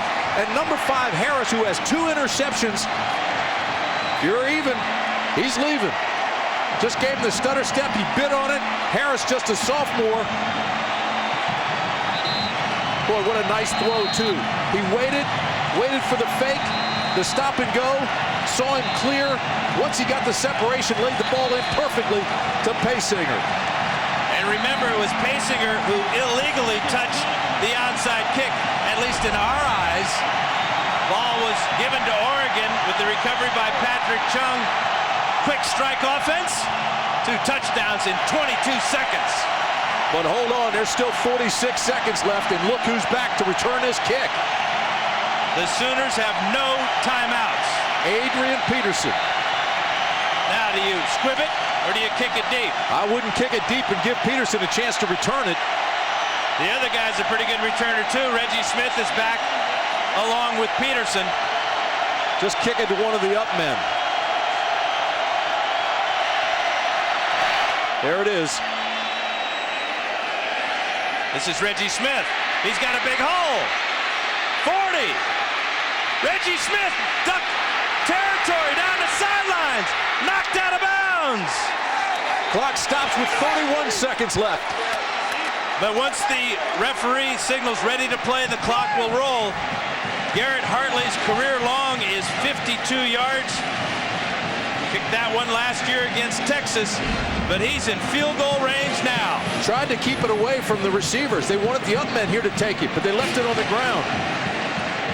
This is a great return. Look at the patience waiting for blocks to set. Cuts back inside. Peterson gets a block. All the way down deep. Now the offense will come up. No huddle. Clock's rolling again down to 25. 54 yards on the return by Reggie Smith. Finley in motion. Peterson gets it right side. He's tackled at the line of scrimmage. No timeouts left. Down to 12. Thompson has got to kill the clock with a spike here. And he does, with 2 seconds go. Peterson's a great player, but I can't understand the run call when you don't have any timeouts left. Well, apparently Stoops wanted the ball in the right hash mark for Garrett Hartley. Hartley's longest this year is 44 yards. His career long is 52. Well, this will do it on Separation Saturday. One of these teams is going to be very happy in 2 seconds. Derek Shaw to snap. Hayes McEachern to hold. Garrett Hartley from 44. Timeout, Oregon. Last timeout.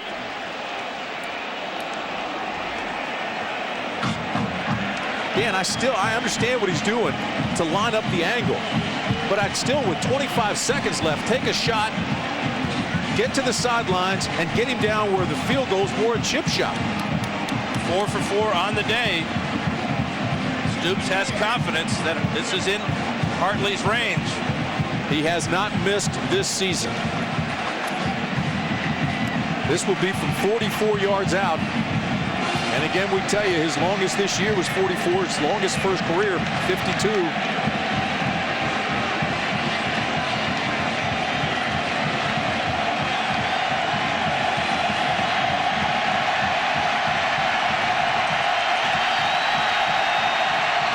This crowd is deafening. 44 yards away for Garrett Hartley.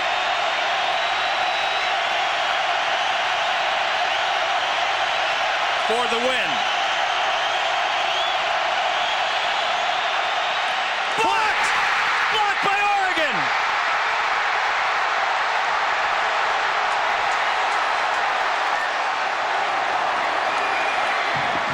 Oregon has beaten Oklahoma for the first time in 7 tries on a blocked field goal.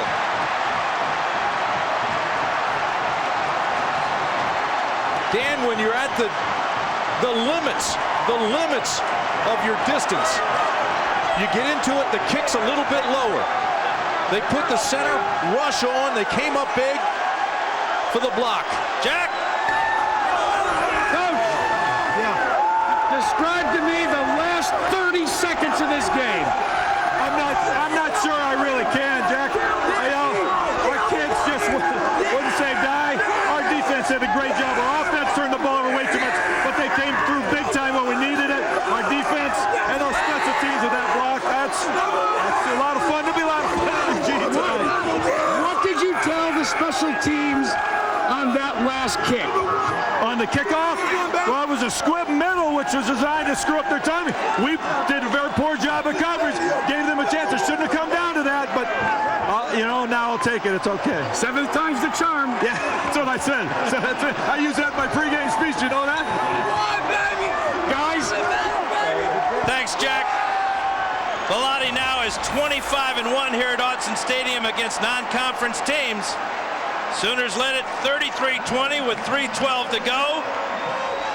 3 minutes and 10 seconds later, Garrett Hartley's field goal try is stuffed in the middle of the defensive line by middle linebacker Blair Phillips. The longer the kick, the lower the line, and allowed them to get up and block that kick.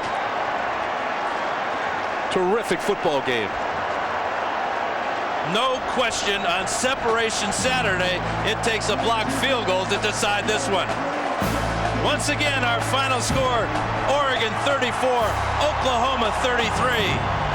Tune in tonight for Saturday Night Football on ABC at 5 Pacific as Nebraska takes on USC. For Tim Brandt and Jack DeRoot, I'm Dan Fouts. Good night, everybody.